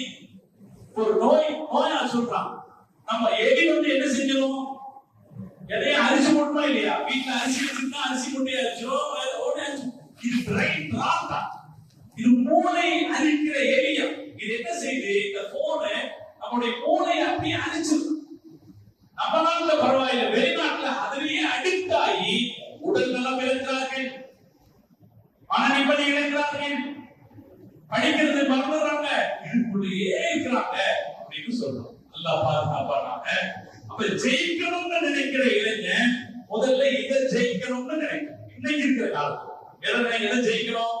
இந்த போன் நான் வாங்கி வச்சிருக்கிற போனு என் வேலைக்கு அது உதவணுமே தவிர அது போகிற போக்கில் என்னை இழுத்து சென்று விடக்கூடாது என்ற தீர்மானம் நமக்கு அவசியம். என்ன எது வேணும்னு நினைக்கிறோமோ அதை பார்க்கலாம். பார்த்தா அது வேணும் இல்லைங்க. இப்ப நம்ம படிப்பு பத்தி பார்த்தோம்னா இன்னைக்கு கூட சொன்னேன், நீங்க நல்லா அரபி படிக்கணும்னு நினைச்சீங்க. இன்னைக்கு இருக்கிற ஃபாஸ்ட், இன்னைக்கு இருக்கிற லாங்குவேஜ், இன்னைக்கு இருக்கிற லாங்குவேஜ் படிக்கணும்னு நினைச்சா 2 ரீல் நீங்க அதை பார்த்தா போதும். அதுக்கப்புறம் என்ன வரும்? அதுவே வரும். டெக்னாலஜி படிக்கணும்னு நினைச்சீங்க, அதுவே வரும். ஏதாவது ஒன்றை நீங்கள் குறிப்பிட்டது படிக்கணும்னு நினைச்சா அதுவே வரும். அதற்கு அதை பயன்படுத்திக் கொள்ளுங்கள். அருமையான சகோதரிகள், இதை கவனிக்க வேண்டும். சகோதரிகளுக்கு மிகவும் அவசியம் தேவைப்படுகிற ஒரு செய்தியாகும். கையில் வைத்திருக்கிற செல்போனை விட இன்றைக்கு அவர்களுக்கு பேராபத்தில் இருக்கு. மிஸ்டு கால் அட்டன் பண்ணப்பட வேண்டியதே கிடையாது. எந்த மிஸ்டு காலையும் எந்த பெண்ணும் அட்டன் பண்ண வேண்டியதில்லை. மிஸ்டு கால்களின் வழியாகத்தான் கிட்டத்தட்ட 50% ஆபத்துகள் வருகிறது. தெரிஞ்சே ஒருத்தர் மிஸ்டு கால் கொடுக்கிறான், நீங்க திருப்பி கூப்பிடுவீங்களான்னு தெரியுது. கெட்டியான பெண்கள், காரிய சாத்தியம் உள்ள பெண்கள், திடமான பெண்கள், யாராவது அவர்களுக்கு அறியாத நபர்களிடமிருந்து போன் வந்தா வேணான்றோம், பேச மாட்டாங்க. கொஞ்சம் அப்படி இப்படி இருந்தா தான் நம்ம கொஞ்சம் ஒரு மாதிரி இருந்தா என்ன செஞ்சிருவோம், யார் கூப்பிடுறாங்க கேட்டு பார்ப்போமே. அப்படி யார் கூப்பிடுறாங்க கேட்டு நாம கூப்பிடுறோமா நம்ம பார்க்கலாம். கூப்பிட்டா இவங்களை புடிச்சுக்கலாம்னு நினைச்சு இன்றைக்கு இருக்கிற மிகப்பெரிய ஆபத்து மிஸ்டு கால்கள் அட்டன் செய்வதற்குரியதல்ல. செல்போன்கள் இருக்கிற கேமராக்கள் நாம் மிக எச்சரிக்கையாக பயன்படுத்தப்பட வேண்டியது. எல்லாருக்கும் தெரியுமா இல்லையா? ஒரு தடவை போன்ல போட்டோ எடுத்துட்டா அதை அழிக்கவே முடியாது. அழிக்க முடியுங்களா? இப்ப எல்லாம் நம்ம போன்ல இமெயில் ஐடி கொடுத்துதான் நம்ம உள்ள போறோம். கூகுள்ல லாக் ஆயிட்டா உள்ள போகுது. ஒரு போட்டோ எடுத்த உடனே அந்த ஐபோனா இருந்தா ஐக்ளவுடுக்குள்ள போகுது. ஒரு போட்டோ எடுத்த உடனே நம்ம போன் மெமரியிலயும் அது சேவ் ஆகுது, கூகுள் அக்கவுண்ட்லயும் அது சேவ் ஆகுது. அந்த கம்பெனிக்கான சாம்சங் போட்டோ இருந்தா சாம்சங்குடைய அந்த கம்பெனியுடைய மெமரியிலும் சேவ் ஆகுது. அப்படித்தானே? படிச்ச பசங்க இருக்கீங்களா இல்லையா? சேவ் ஆகுது இல்லையா? நாம என்ன நினைக்கிறோம், இதுல டெலிட் பண்ணிட்டோம்னா டெலிட் ஆயிட்டதுன்னு நினைக்கிறோம். அருமை சகோதரிகளே, மிக எச்சரிக்கையாக இருக்க வேண்டிய விஷயம். நம்முடைய அழகு நாம் கண்ணாடியை பார்த்து சந்தோஷப்பட்டுக் கொள்ளலாம், நம்முடைய உறவினர்களுக்கு காட்டி சந்தோஷப்பட்டுக் கொள்ளலாம். செல்போனில் படம் எடுக்கிற போது கவனமாக இருங்கள். வாட்ஸ்அப்களில் டிபிகளாக உங்களுடைய புகைப்படத்தை வைக்காதீர்கள். எந்த இடத்திலும் வாட்ஸ்அப்களில் டிபிகளாக வைத்த புகைப்படங்களை எடுத்துக்கொண்டு விபச்சாரத்திற்கு அழைப்பு விடுக்கிற பெண்களுடைய இணையதளங்களில் அந்த பெயர்கள் பயன்படுத்தப்படுகிறது. சுள்ளி ஸ்டீல் அப்படின்னு ஒரு ஆப், நிறைய ஆப் இருக்கு பாத்தீங்களா? அது சுள்ளி ஸ்டீல் ஒரு ஆப். அந்த ஆப் எதற்குரியது என்றால் விபச்சாரத்திற்கு அழைப்பு விடக்கூடிய ஆப். அதுல என்ன செய்வானா, ஒரு போட்டோ விடுவான், ஒரு பொண்ணோட போட்டோ போட்டுட்டு ஏழை விடுவான், நீ எவ்வளவு காசு கேட்கிறேன். ஏழை விட்டு யாரை அதிகம் காசு கேட்கிறார்களோ அவர்களுக்கு இந்த பெண் கிடைப்பார் என்று சொல்லுகிற டீல் தான் சுள்ளி ஸ்டீல். என்ன பண்றான், நிறைய முஸ்லிம் பெண்களுடைய புகைப்படங்களே இருக்கிறார்கள். இப்ப சமீபத்தில் வந்து ஒரு பெரிய பிரச்சனை. அதுல ஹனான் கான் அப்படிங்கிற ஒரு அம்மா யாருன்னா பைலட். அதுவும் என்ன பைலட் அப்படின்னா பேசஞ்சர், பயணிகள் போற விமானத்தை இயக்குற பைலட். அவங்களுக்கு உயர்ந்த தரம், பெரிய சம்பளம். அந்த அம்மா அவங்களுடைய ட்விட்டர்ல இந்த படத்தை போட்டிருக்கு. இந்த படத்தையும் பேரையும் போட்டிருக்கு. இந்த படத்தையும் பேரையும் எடுத்து இந்த சுள்ளி ஸ்டீல்ல போட்டான். 20 நாட்கள் அந்த புகைப்படம் சுத்தி இருக்கு. யாருக்கெல்லாம் போகும், யாரெல்லாம் பார்ப்பாங்க, அதுக்குள்ள அதுக்கப்புறம் அது தெரிஞ்சு கம்ப்ளைண்ட் பண்ணி தேடி பார்த்தா அவ்வளவு முஸ்லிம் பெண்களுடைய புகைப்படங்கள். எடுக்கலாமா இல்லைங்களா? நம்ம டிபியில நம்ம போட்டோ வச்சா யார் வேணாலும் எடுக்கலாமா இல்லையா? நம்முடைய நண்பர்களே நல்லவர்களாக இருப்பார்கள் என்பதற்கு எந்த உத்தரவாதமும் கிடையாது. அவன் கூட பார்க்கிறோம் இல்லைங்களா? இது ஏன் நம்ம இதுக்கு இடம் கொடுக்கிறோம்? அதான் நம்முடைய சகோதரிகளுக்கு நான் வேண்டி கேட்டுக்கொள்வேன். இன்னைக்கெல்லாம் நம்ம ரொம்ப முன்னேறிட்டோம், காலேஜ்ல படிக்கிறோம், நம்ம டாக்டராக வக்கீலாக பெரிய பெரிய அதிகாரிகளாக பணி செய்கிறோம். அப்படி பணி செய்கிற போது இதெல்லாம் ரொம்ப சகஜமானது என்று நினைப்பீர்களானால் இந்த ஆபத்திலிருந்து தப்பிக்க முடியாது. நான் சொன்ன ஆபத்து சராசரி கிராமத்து பெண்ணுக்கு வரவில்லை. யாருக்கு வந்திருக்கு? ரனாகான் என்கிற பைலட்டுக்கு வந்திருக்கு. அதுக்கப்புறம் அவங்க சொன்னாங்க, நீங்க கூட இப்ப தேடி பார்க்கலாம், இந்த சுலிஸ்டிங்கிற பேர் போட்டு தேடி பார்க்கலாம் எத்தனை பேர் சுத்திருக்காங்க. அதனால நாம எதை தவிர்க்க, எது தேவை இல்லையோ அதை தவிர்க்கணும். ரசம் வைக்கிறது எப்படி பார்க்கணுமா பார்த்துக்கலாம். இன்னைக்கெல்லாம் பார்த்து செய்யணும். நாம அப்படிதான் பார்த்து ரசம் வைக்கிறது எப்படி பார்த்துக்கலாம். சிக்கன் சமைப்பது எப்படி பார்க்கணுமா பார்த்துக்கலாம். ஒரு அம்மா இப்பெல்லாம் என்ன ஆயிடுச்சுன்னா, நான் சமைச்சது ஒரு தடவை நல்லா இருந்துச்சு வைக்கிறேன், உடனே அதை வீடியோ வைக்கணும்னு நினைக்குது. சரி, எச்சரிக்கை எச்சரிக்கை, ஒவ்வொரு விஷயத்திலும் எச்சரிக்கை. அதிலும் குறிப்பாக அழகான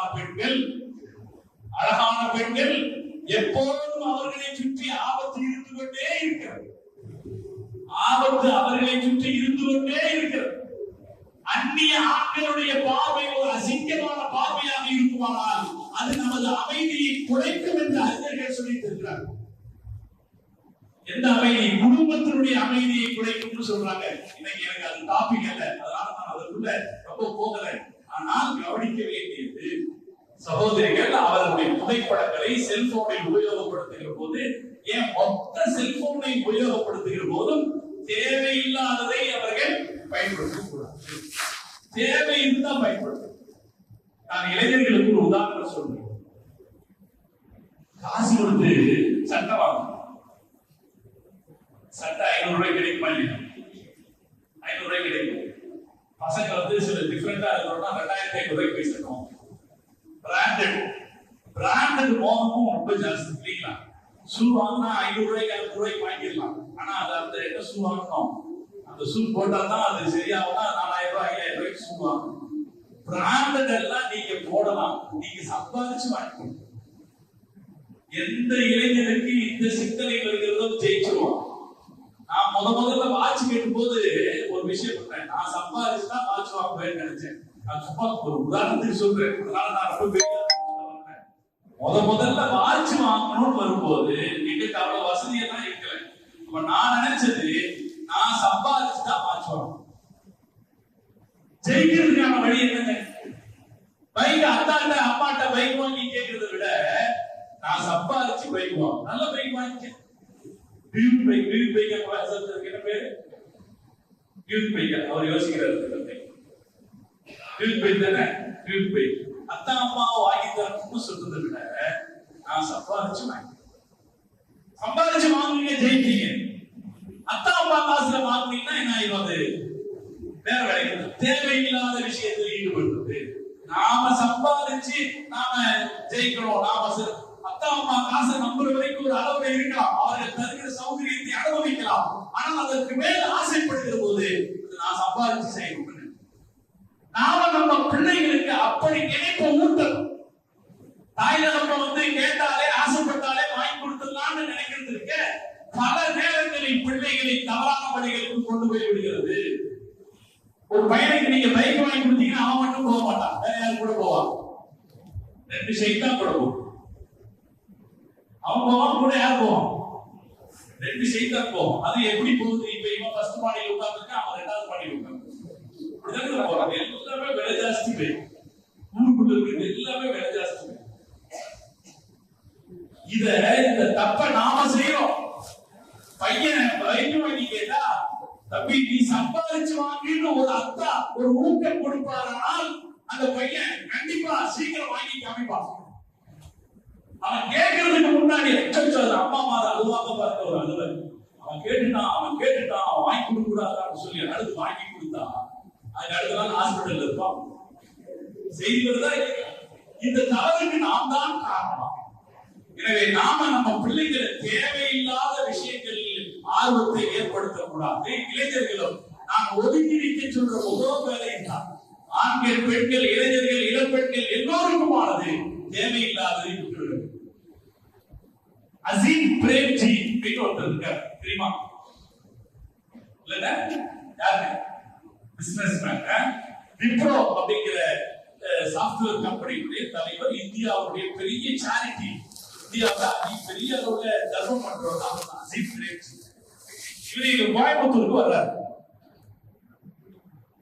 இது கொஞ்ச காலத்துக்கு முன்னாடி நடந்தது. அவரோட சம்பந்தப்பட்டவர் இந்த செய்தியை சொன்னார். ஏர்போர்ட்டுக்கு அவர் வர்றாரு. அப்ப அவருடைய கம்பெனி மேனேஜர் இருப்பார் இல்லையா, அவரு இவருக்காக ஒரு இனோவா கார், அப்ப அந்த இனோவா வந்த புதுசு, இவருக்காக ஒரு இனோவா கார் ஏற்பாடு பண்ணி வந்திருக்காரு. அவர் வந்தோட அசீம் பிரேம்ஜி வந்தோட இனோவா கார்ல உட்கார வச்சுட்டு இவர் முன்னாடி இவருடைய கார்ல போயிருக்காரு. இதை ஃபாலோ பண்ணிக்கலாம்னு போயிட்டாரு. விமான நிலையத்தை விட்டு கொஞ்ச தூரம் வெளியே வந்தா ஒரு ஹார்ன் அடிச்சு அவர் நிறுத்த சொல்லியிருக்காரு. நிறுத்த சொல்லிட்டு வண்டி விட்டு கீழே இறங்கி வந்து, தம்பி நம்ம 2 பேர் தான் இருக்கோம், எதுக்கு இவ்வளவு பெரிய காரு, அந்த காரை அனுப்பி விட்டுருங்க, நம்ம ஒரே கார்ல போவோம்னு சொன்னாங்க. வாழ்க்கையில ஜெயிக்கிறவங்க எப்படி ஜெயிக்கிறான்னு கொஞ்சம் படிப்போம். எது தேவையோ தேவைக்கு பயன்படுத்துவோம். எதுக்கு ஒரு இனோவா ஒரு ஆளுக்கு தேவையில்லை, அந்த இனோவா அனுப்பிடு, நம்ம இந்த கார்ல போலாம்னு சொன்னோம். ஜெயிப்பவர்கள் ஒவ்வொரு கட்டத்திலேயும், அவங்க மார்க்க ரீதியாக இருந்தாலும் சரி, உலகியல் ரீதியாக இருந்தாலும் சரி, ஜெயிப்பவர்கள் தேவைக்கேற்ற அளவு பயன்படுத்திக் கொள்கிறார்கள், தேவையில்லாததை தவிர்த்து விடுகிறார்கள். லுக்மானுல் ஹக்கீம் அப்படின்னு குர்ஆன்ல ஒரு கேரக்டர் இருக்கு. யாரா பெரிய சிந்தனையாளர், உலகத்தின் ஆகச் சிறந்த தத்துவ அறிஞர் லுக்மானுல் ஹக்கீம். அவரும் வேற ஒருத்தரும் மாடு வைக்கிறவங்களா இருந்தாங்க. 2 பேரும் மாடு வைக்கிறவங்களா இருந்தாங்க. கொஞ்ச நாள்ல இவர் பெரிய பேரறிஞரா மாறிட்டார். இவரை சுத்தி எப்போதும் பெரிய கூட்டம், வீட்டு வாசல்ல அவர் எப்படா கதவு திறப்பாருன்னு காத்திருப்பாங்களா மக்கள். ஒரு நாள் அந்த ஏற்கனவே இவர் கூட மேடு மேய்ச்சிட்டு இருந்த அதே மாடு மேய்ச்ச வேண்டாம், மாடு மேய்ச்சவர் பாக்குறாரு. பார்த்துட்டு கேட்கிறாரு, நீங்க எப்படி என் கூட ஒட்டாத்தான மாடு மேய்ச்சிங்க, இவ்வளவு பெரிய அந்தஸ்துக்கு போயிட்டீங்கன்னு கேட்ட போது அவர் சொன்னாரா, வேற ஒன்றும் இல்ல, எனக்கு தேவையில்லாததை நான் செய்வதில்லை, அதனால நான் இந்த நிலையை அடைந்தேன்னு சொல்லுவாராம். ஒரு சுரிய லுக்மானுல் ஹக்கீம், ஐயோ அமலுக்கு அவுஃபகு ஃபீ நஃப்ஸி, நீ செய்த அமல்களில் எது உனக்கு ரொம்ப தகுதி மிக்கதுன்னு கேட்டபோது அவர் சொன்னாரு, கர்பு மாலா யஹீனி, எது எனக்கு தேவையில்லையோ அதை நான் செய்ய மாட்டேன் அப்படின்னு சொல்றேன். அதனால இளைஞர்கள், இளம் பெண்கள் தவிர்த்துக் கொள்ள, அல்லது எல்லோரும் தவிர்த்துக் கொள்ள வேண்டிய ஒரு விஷயம் ஞாபகத்தில் வச்சுக்கீங்க, தேவையில்லாதது வேண்டாம். தேவையில்லாத இடத்துக்கு சொல்லுங்களேன், தேவையில்லாத பேச்சு, இந்த தேவையில்லாததை செய்யக்கூடாதுன்னு சொல்லும் போது தஃசீர்கள்ல சொல்ற முதல் வேலை பேச்சு தான். அதுவும் குறிப்பா சகோதரிகளுக்கு சொல்லுங்க, தேவையில்லாத பேச்சு வேண்டாம். தேவையில்லாத பேச்சு முதல்ல பரக்கத்தை எடுக்கும். முதல்ல என்ன செய்யும்? பரக்கத்தை எடுக்கும். அந்த பக்கத்து வீட்டுக்காரங்க அப்படியாமே அப்படின்னு ஆரம்பிச்சா எங்க போகுதுன்னு அர்த்தம், அவங்க மானம் போகுதுன்னு அர்த்தம் இல்ல, நம்ம பரக்கத்து போகுதுன்னு அர்த்தம். யாரு? பக்கத்து வீட்டுக்காரங்க அப்படித்தானே ஆரம்பிச்சா நம்ம பரக்கத்து போகுதுன்னு அர்த்தம். முதல் விஷயம் பரக்கத்து போகுது. இரண்டாவது விஷயம், அதுல தேவையில்லாத ஆபத்துகள் வந்து சேரும். பல இடத்துல மாதிரி பேச்சினாலதான் என்ன வந்து சேருது? ஆபத்துகள் வந்து சேரும். அதனால தேவையில்லாத இடத்துக்கு போக மாட்டோம், தேவையில்லாத பேச்சு பேச மாட்டோம், தேவையில்லாதத ஃபார்வேர்டு பண்ண மாட்டோம். இல்லையா? இப்படியெல்லாம் வருமா இல்லையா? தேவையில்லாதத ஃபார்வேர்டு பண்ண மாட்டோம், தேவையில்லாதத லைக் போட மாட்டோம், எல்லாம் தேவையில்லாததை ஒதுக்கி விடுவோம் என்று நாம் முடிவு செய்வோம் என்றால் வாழ்க்கையில் நிச்சயமாக நாம் விஜயிக்கலாம். பல விஷயங்களை நம்முடைய மார்க்க அறிஞர்கள் சொல்லி காட்டுவார்கள். அதுல தவிர்க்க வேண்டியதுல முதல்லது தேவையில்லாததை ஒதுக்குதல் என்று வருகிற போது எது தேவையுள்ளதுன்னு எப்படி தெரிஞ்சுக்கிறது? கேள்விக்கா இல்லையா? எது தேவையுள்ளது, அது எது தேவையில்லை? நீ கொடுக்குற ஆடி எதுவுமே தேவையில்லாததுன்னு சொல்லுவாங்க, அப்படியா? எது தேவையுள்ளது? மார்க்க அறிஞர்கள் இந்த ஆயத்துக்கு கீழே சொல்லுவாங்க, எதை சரீரத்து தப்புன்னு சொல்லியிருக்கோ அதெல்லாம் தேவையில்லை. தப்சீர் நான் பேசுறதெல்லாம் தப்சீர். எதை சரீரத்து தடை செய்திருக்கிறதோ அதெல்லாம் தேவையில்லாததுதான். அப்ப எல்லா ஒழுக்கக்கேடான செயல்களும் தேவையில்லாதது. காதல் பண்ணலாமான்னு ஒரு பையன் கேட்டான். நான் ஆரம்பத்தில் சொன்னேன், முதல்ல காசு சம்பாதிச்சுட்டு அப்புறம் கேட்க. இதேதான் பதில். முதல்ல காதல் பண்ணலாமா கூடாதுன்னா என்ன பதில்? காதலிக்கலாமா கூடாது? இஸ்லாம் காதலுக்கு எதிரானதல்ல. மனைவியை காதலி என்று இஸ்லாம் சொல்லும், அல்லது மனைவியாக போகிறவரை காதலி என்று இஸ்லாம் சொல்லும். ஒரு பெண்ணை விரும்பலாமா? இஸ்லாமிய மார்க்கத்துல கல்யாணம் பண்ணிக்கிறோன்ற ஆசையில விரும்பலாமா? விரும்பலாம். இந்த பொண்ணை எனக்கு கட்டி கொடுங்கன்னு அத்தா அம்மாட்ட கேட்கலாமா? இதுல மார்க்கத்தில் ஆதாரம் இருக்கா இல்லைங்களா? இருக்கு, கேட்கலாம். இந்த பொண்ணை எனக்கு கட்டி கொடுங்க அப்படின்னு கேட்கலாம். இந்த பொண்ணை நான் விரும்புறேன்னு கேட்கலாம். பெண்கள் என்று சொல்லலாம், இந்த ஆணை நான் விரும்புகிறேன் என்று சொல்லலாம். இது கூட இஸ்லாத்தில் அனுமதிக்கப்படுது. நம்ம விருப்பத்தை வெளியிடுவதற்கு இஸ்லாம் தடை சொல்லல. ஆனால் அதற்குரிய பருவம் யோசிக்க வேண்டும். முதல்ல வாழ்க்கையில ஜெயிச்சுட்டு அதுக்கப்புறம் எதை பேசணுமோ அதை பேசணும் சொல்லணும் இல்லைங்களா? முதல்ல சம்பாதிச்சுட்டு தான் பைக் வாங்கணும்னு சொன்னா பைக்கு பின்னாடி உட்கார்றவங்கள எப்பதான் பார்க்கணும்? சம்பாதிச்சுட்டு தான் பார்க்கணும். அதுக்கு முன்னாடி 7வது 8வது படிக்கும் போது எனக்கு ஒரு பேங்க் வேணும்னு நினைச்சேன், அப்பா போயிடும், படிக்கவும் முடியாது, வாழ்க்கையில வேற எந்த காரியத்தை உபயோகமாக செய்யும். யாரெல்லாம் படிக்கிற காலத்தில் இப்படி அவர்களுடைய கவனத்தை திருப்பிக் கொண்டார்களோ பெரும்பாலும் தப்பான வழிதான் போச்சு. அது பல விபரீதமான முடிவுகளுக்கு காரணமாக இருக்கும் இல்லைங்களா? பல விபரீதமான முடிவுகளுக்கு காரணமாக இருக்கிறது. எனவே மார்க்கம் அருமையா ஒரு செய்தி சொல்லுது, எது தேவையுள்ளது எது தேவையற்றது என்பதை தீர்மானிப்பதற்கு எதை அல்லாஹ் அனுமதிச்சாலோ அது தேவையுள்ளது எடுத்துக்கீங்க, எதை அல்லாஹ் அனுமதிக்கலையோ அது தேவையில்லாததுன்னு ஆயிட்டு. மார்க்கம் அப்ப சொல்லுச்சு, தவிர்க்கப்பட வேண்டிய விஷயங்கள்ல கவனிக்கப்பட வேண்டியது இந்த காதல். தேவையில்லாத நேரத்தில் வர்ற காதல், இது நம்ம பழிவாங்கிறது. சமீபத்தில் கூட நீங்க அதில் சொன்னாரா இல்லைங்களா? ஒரு வழக்கு பள்ளிக்கூடத்துல வந்து வேற ஒரு பட்டாக்கத்தி ஒரு பையன் ஒரு பையன் கூட்டி. என்ன காரணம்? இன்னைக்கு பத்திரிகையில படிக்கிற கொலைங்கிற செய்திகள் அத்தனைக்கும் பின்னாடி 2 காரணமா, ஒன்று சரக்கு அல்லது சரசம். ஒன்று சரக்கு அல்லது சரசம் இல்லைங்களா? அது 2 வேற காரணம். அப்ப இந்த காதல் அப்படிங்கிறது என்ன செய்திருக்குன்னா வாழ்க்கையை முற்றிலுமாக அழிச்சது. அது வர்ற நேரத்தில் வரட்டும், அதற்கு ஒரு பருவம் இருக்கிறது, அந்த பருவத்தில் வரட்டும். அந்த பருவத்தின் முதல் அடையாளம் என்னன்னா, நீ மகர் கொடுக்க தயாராவது. ஒரு காதல் வருவதற்கான தகுதி என்னன்னா, முதல்ல மகர் கொடுக்க. கல்யாணம் பண்றதே ஆம்பளையா இருக்கிறதுக்கு உண்டான தகுதி அல்ல. சிலத்தை பொறுத்த வரைக்கும் ஆம்பளையா இருக்கிறதுனாலயே பொம்பளையா இருக்கிறதுனாலயே கல்யாணம் பண்ணலாம்னு அர்த்தம் அல்ல. நபி ஸல்லல்லாஹு அலைஹி வஸல்லம் சொன்னாங்க, மனிஸ்ததாக மின்குல் பாஅத ஃபல்யதஸவ்வஜ். யார்கிட்ட பாகத்துக்கு சக்தி இருக்குதோ அவர் கல்யாணம் பண்ணட்டும். பாகத்துக்கு என்ன? மகர் கொடுக்கிற சக்தி. யார்கிட்ட மகர் கொடுக்கிற சக்தி இருக்குதோ அவர் கல்யாணம் பண்ணட்டும். நீங்க என்ன செய்யுங்க, பசங்களுக்கு காதலிக்கணும்னு சொல்லுச்சுன்னா முதல்ல மகர் சேர்த்துப்போம், அப்புறம் காதலிப்போம் நினைப்போம். சரியா வரும், அது சரியா வரலாம். அதுக்கு முன்னாடி இது சிந்தனை வரும் என்றால் அது தேவையில்லாதது, அது தப்பான இடத்திற்கு நம்மை கொண்டு போய் விட்டு விடக்கூடியது.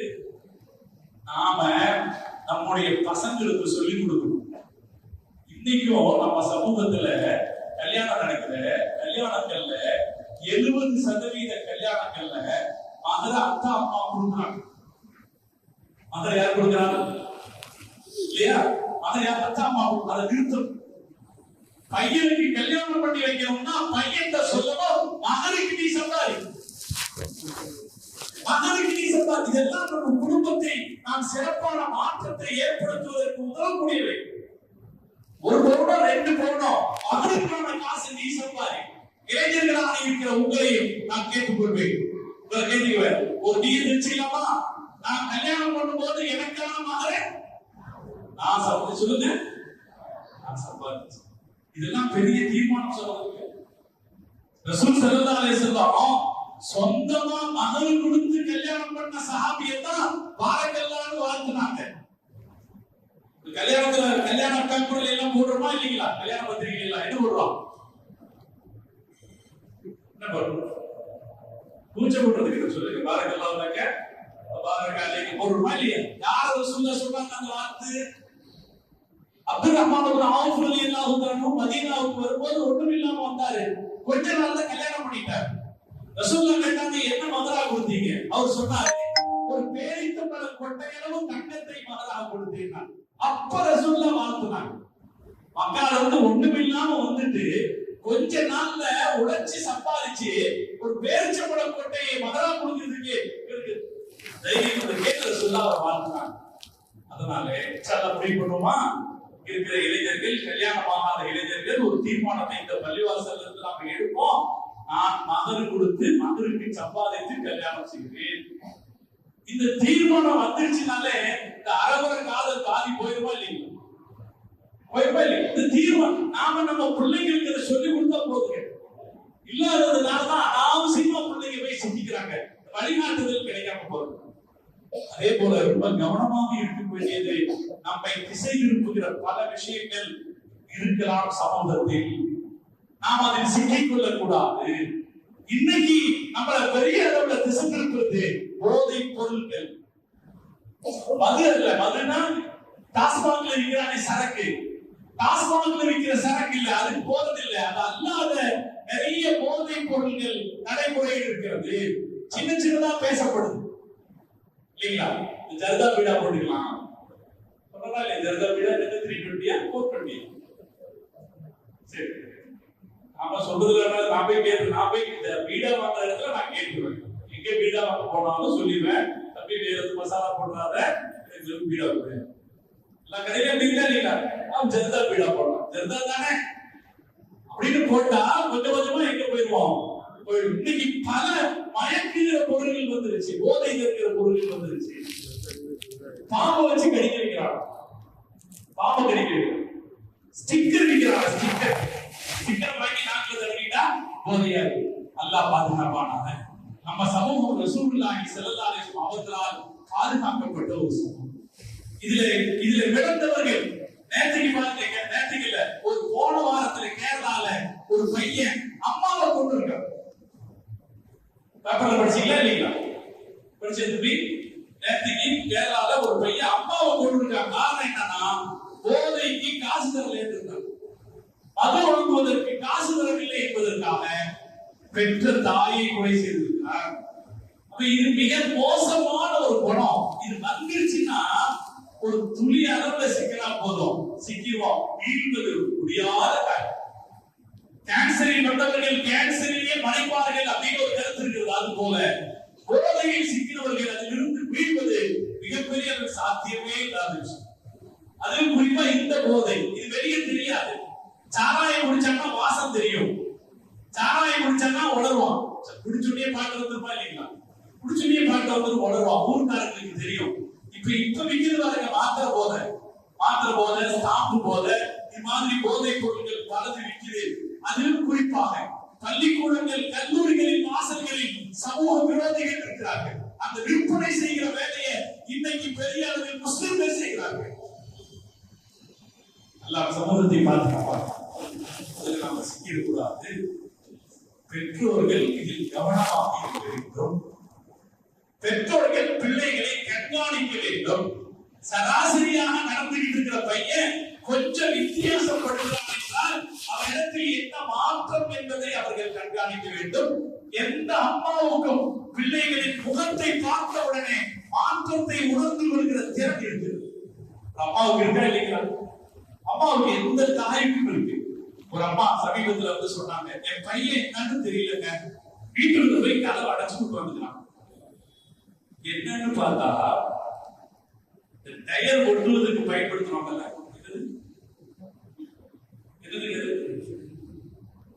சொல்யூஷன். இந்த சொல்யூஷனை ஒரு அளவுல உபயோகிச்சா போதும். இது அவங்க ஏதோ டயர் வியாபாரம் பண்றது போல இருக்கு. அதை யூஸ் பண்ணிட்டு வீட்டுக்கு போய் பேசாம டிஸ்டர்பே கிடையாது, இடத்திற்கே வர்றதில்லை. ஆனா அவனுடைய நடவடிக்கை பின்ன மாற்றம் புரிஞ்ச 2 மாசத்துக்கு அப்புறம் என் பையன் இப்படி போய் உட்கார்ந்துக்கிறாங்க அப்படின்னு வந்து சொன்ன பிறகு இந்த பையனுடைய விஷயத்தை கண்டுபிடிச்சு அவரை திருத்த முடியுது. பெற்றோர்கள் புரிந்து கொள்ள வேண்டியது என்னன்னா, நம்ம பிள்ளைங்க நல்லவங்க தான், ஆனால் சமூக சூழ்நிலையில் அவர்கள் மாற்றங்களுக்கு ஆளாகுவதற்கான வாய்ப்பு இருக்குது. நாம கண்ணும் கருத்துமாக அவர்களை கவனிக்க வேண்டிய கடமை.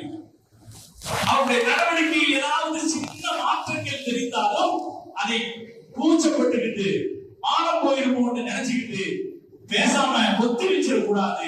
உரிய தீர்வை தேட வேண்டும். முதல்ல கணவன் மனைவியே பரிமாறிக்கிறது இல்லை. பிள்ளைகளை பத்தி ஒரு தப்பு இருந்துச்சுன்னா அம்மா அத்தா கிட்டே சொல்றது இல்லை. எனக்கு ஒரு செய்தி சமீபத்தில் வந்துச்சு. ஒருத்தர் வந்து அதுதான் அப்படி அதுதான் ஒரு ஆட்டோ டிரைவர் என்னன்னு கேட்டேன். ஏன்னா நிறைய இடத்துல என்னதான் பிரச்சனை வரும், அந்த பிள்ளைங்க விவகாரம் தான் வரும். என் மகன் ஒரு பையனை அப்படின்னு ஆரம்பிச்சாரு. நான் அடுத்த உடனே கேட்டது, அவன் முஸ்லீமா? அந்த சொன்னாரு, ஆமா முஸ்லீம் தான். அதுக்கப்புறம் அந்த முஸ்லீம் தான் ஆனா கெஞ்சா அடிக்கிறான். ஒரு தகப்பனுக்கு இதை விட நெஞ்சுருக்கிற செய்தி வேற என்ன இருக்கு? ஆசை ஆசையா பொத்தி பொத்தி வளர்த்த பிள்ளைய ஒரு கஞ்சா குடிகாரனுக்கு கொடுக்க வேண்டிய சந்தர்ப்பம் வருதுன்னா, இதை விட ஒரு தந்தைக்கு வாழ்க்கையில மோசமான சூழ்நிலை என்ன இருக்கு? எல்லாம் நம்மை பாதுகாத்த புரிவாங்க, குடும்பங்களை எல்லாம் பாதுகாப்பு. அப்ப அவன் சொன்னாங்க, என் மனைவிக்கு 2 மாசமா இது தெரியுமாமா சார்? இதுதான் நான் சொல்ல வரேன். அம்மாமார்கள் என்ன செய்யுதுன்னா, பிள்ளைகள் விஷயத்தில் சின்ன சின்ன குற்றங்களை பார்க்கிற போது அதை மறைக்கிறாங்க. மறைக்கும் போது அது கைமீறி போய்விடுகிறது. கைமீறி போய்விடுறது பிறகு யாரும் ஒன்றும் செய்ய முடியாம போயிடும். அதனால பிள்ளைகள் விஷயத்துல சின்ன சின்னதா ஏதாவது குற்றம் குறைகள் தெரிஞ்சா உடனடியாக அதை சரி செய்து கொள்வதற்கு அழுது கொடுப்பை பிரயோஜனம் இல்லை இல்லையா? தீர்வு என்னன்னு தேடி பார்த்தா தெரிஞ்சிடும். குறைஞ்சபட்சம் அவங்க மகல்லா இமாம் கிட்ட போங்க, யாருக்கிட்டையும் சொல்ல மாட்டாங்க. என்ன தீர்வு இருக்கிறது என்று அவர் ஆராய்ச்சி செய்து ஒரு முடிவு செய்வாரு. தீர்வு கிடைக்குமா இல்லைங்களா? இமாம்கள் பெரிய நமக்கான பலம். அவங்க கிட்ட போய் இப்படி இருக்குது, அதுல ஒரு பிரச்சனை இருக்குது, அதுக்கு எப்படியாவது ஒரு தீர்வு கிடைக்கணும்னு சொன்னா கொடுத்துருவாரு. செய்தி வெளியே போகாது. எனவே நம்முடைய பிள்ளைகளை கண்காணிக்க வேண்டிய பொறுப்பு இருக்கிறது. தேவையற்ற செயல்களில் இருந்து அவர்களை தடுப்பதற்கான ஒரு முயற்சி இருக்கிற பொறுப்பும் பெற்றோர்களுக்கு. ஆக நான் இளைஞர்களுக்கு 3 செய்தி தான் சொன்னேன் இல்லைங்களா? ஒன்று என்ன சொன்னேன்? இளமையினாலே வெற்றி பெறுவதற்காக உழைக்க வேண்டியது. இரண்டாவது நற்பெயர் வாங்கணும். நம்ம 3வது நம்ம செய்யக்கூடாதது என்ன? தேவையில்லாதது எதையும் செய்யக்கூடாது. அல்லாஹ் தௌஃபீக் செய்து புரிவானாக. நான் ரொம்ப விரிவாக பேசினா எல்லாத்தையும் நம்ம மனசுல வச்சுக்கிறது கஷ்டம். ஆனா இதை ஞாபகத்தில் வச்சுக்கலாமா இல்லையா? நான் மீண்டும் சொல்றேன், நான் சொல்றது நல்ல விஷயமாக இருக்கும்னு நீங்க நினைச்சீங்கன்னா ஹஸரத் நல்லது சொன்னாருன்னு ஏத்துக்கங்க. இந்த சபையிலிருந்து வெளியே போறதுக்குள்ள நான் அப்படி வாழ்வேன் என்று ஒரு நியத்து வச்சுக்கோங்க. அல்லாஹ் தௌஃபீக் செய்து புரிவானாக. ஜமாஅத்துல் உலமா சபை ஒரு சிறப்பான ஏற்பாட்டை செய்திருக்கிறது. அதை தொடர்ந்து செய்ய வேண்டும் என்று நான் கேட்டுக்கொள்கிறேன். பல வகையில் இன்னைக்கு நம்முடைய இளம் தலைமுறையினரை பாதுகாக்க வேண்டியிருக்கு, அவங்களை உற்சாகப்படுத்த வேண்டியிருக்குது, அவங்களை பயனுள்ளவர்களாக ஆக்க வேண்டிய கடமை இருக்கிறது நமக்கு. ஜமாஅத்துல் உலமா சபை அவர்களை தனி கவனம் செலுத்தி இது மாதிரியான கூட்டங்களை ஏற்பாடு செய்ய வேண்டும். நம்முடைய பெரியவர்களும் இளைஞர்களை மதிக்க வேண்டும். இளைஞர்களை மதிக்கிறோம். நம்ம ரசூலுல்லாஹ் இளைஞர்களை மதிச்சாங்க.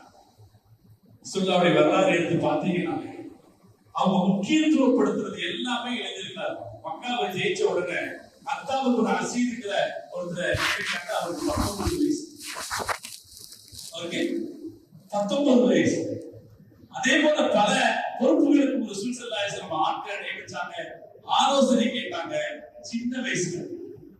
அதனால பெரியவர்களுக்கு ஒரு கடமை இருக்கு. நம்முடைய இளைஞர்கள் தோளுக்கு மேல் வளர்ந்தால் தோழர்னு சொல்லுவாங்க இல்லையா? வீட்டிலும் சரி சமூகத்திலும் சரி பிள்ளைகள் ஒரு வயசுக்கு மேல் வளர்கிற போது அவர்கள் மீது நம்பிக்கை வைத்து அவர்களிடத்திலே பொறுப்புகளை தர வேண்டும். பொறுப்புகளை அவர்களிட பொறுப்பானவர்களாக அவர்களை ஆக்க வேண்டும்.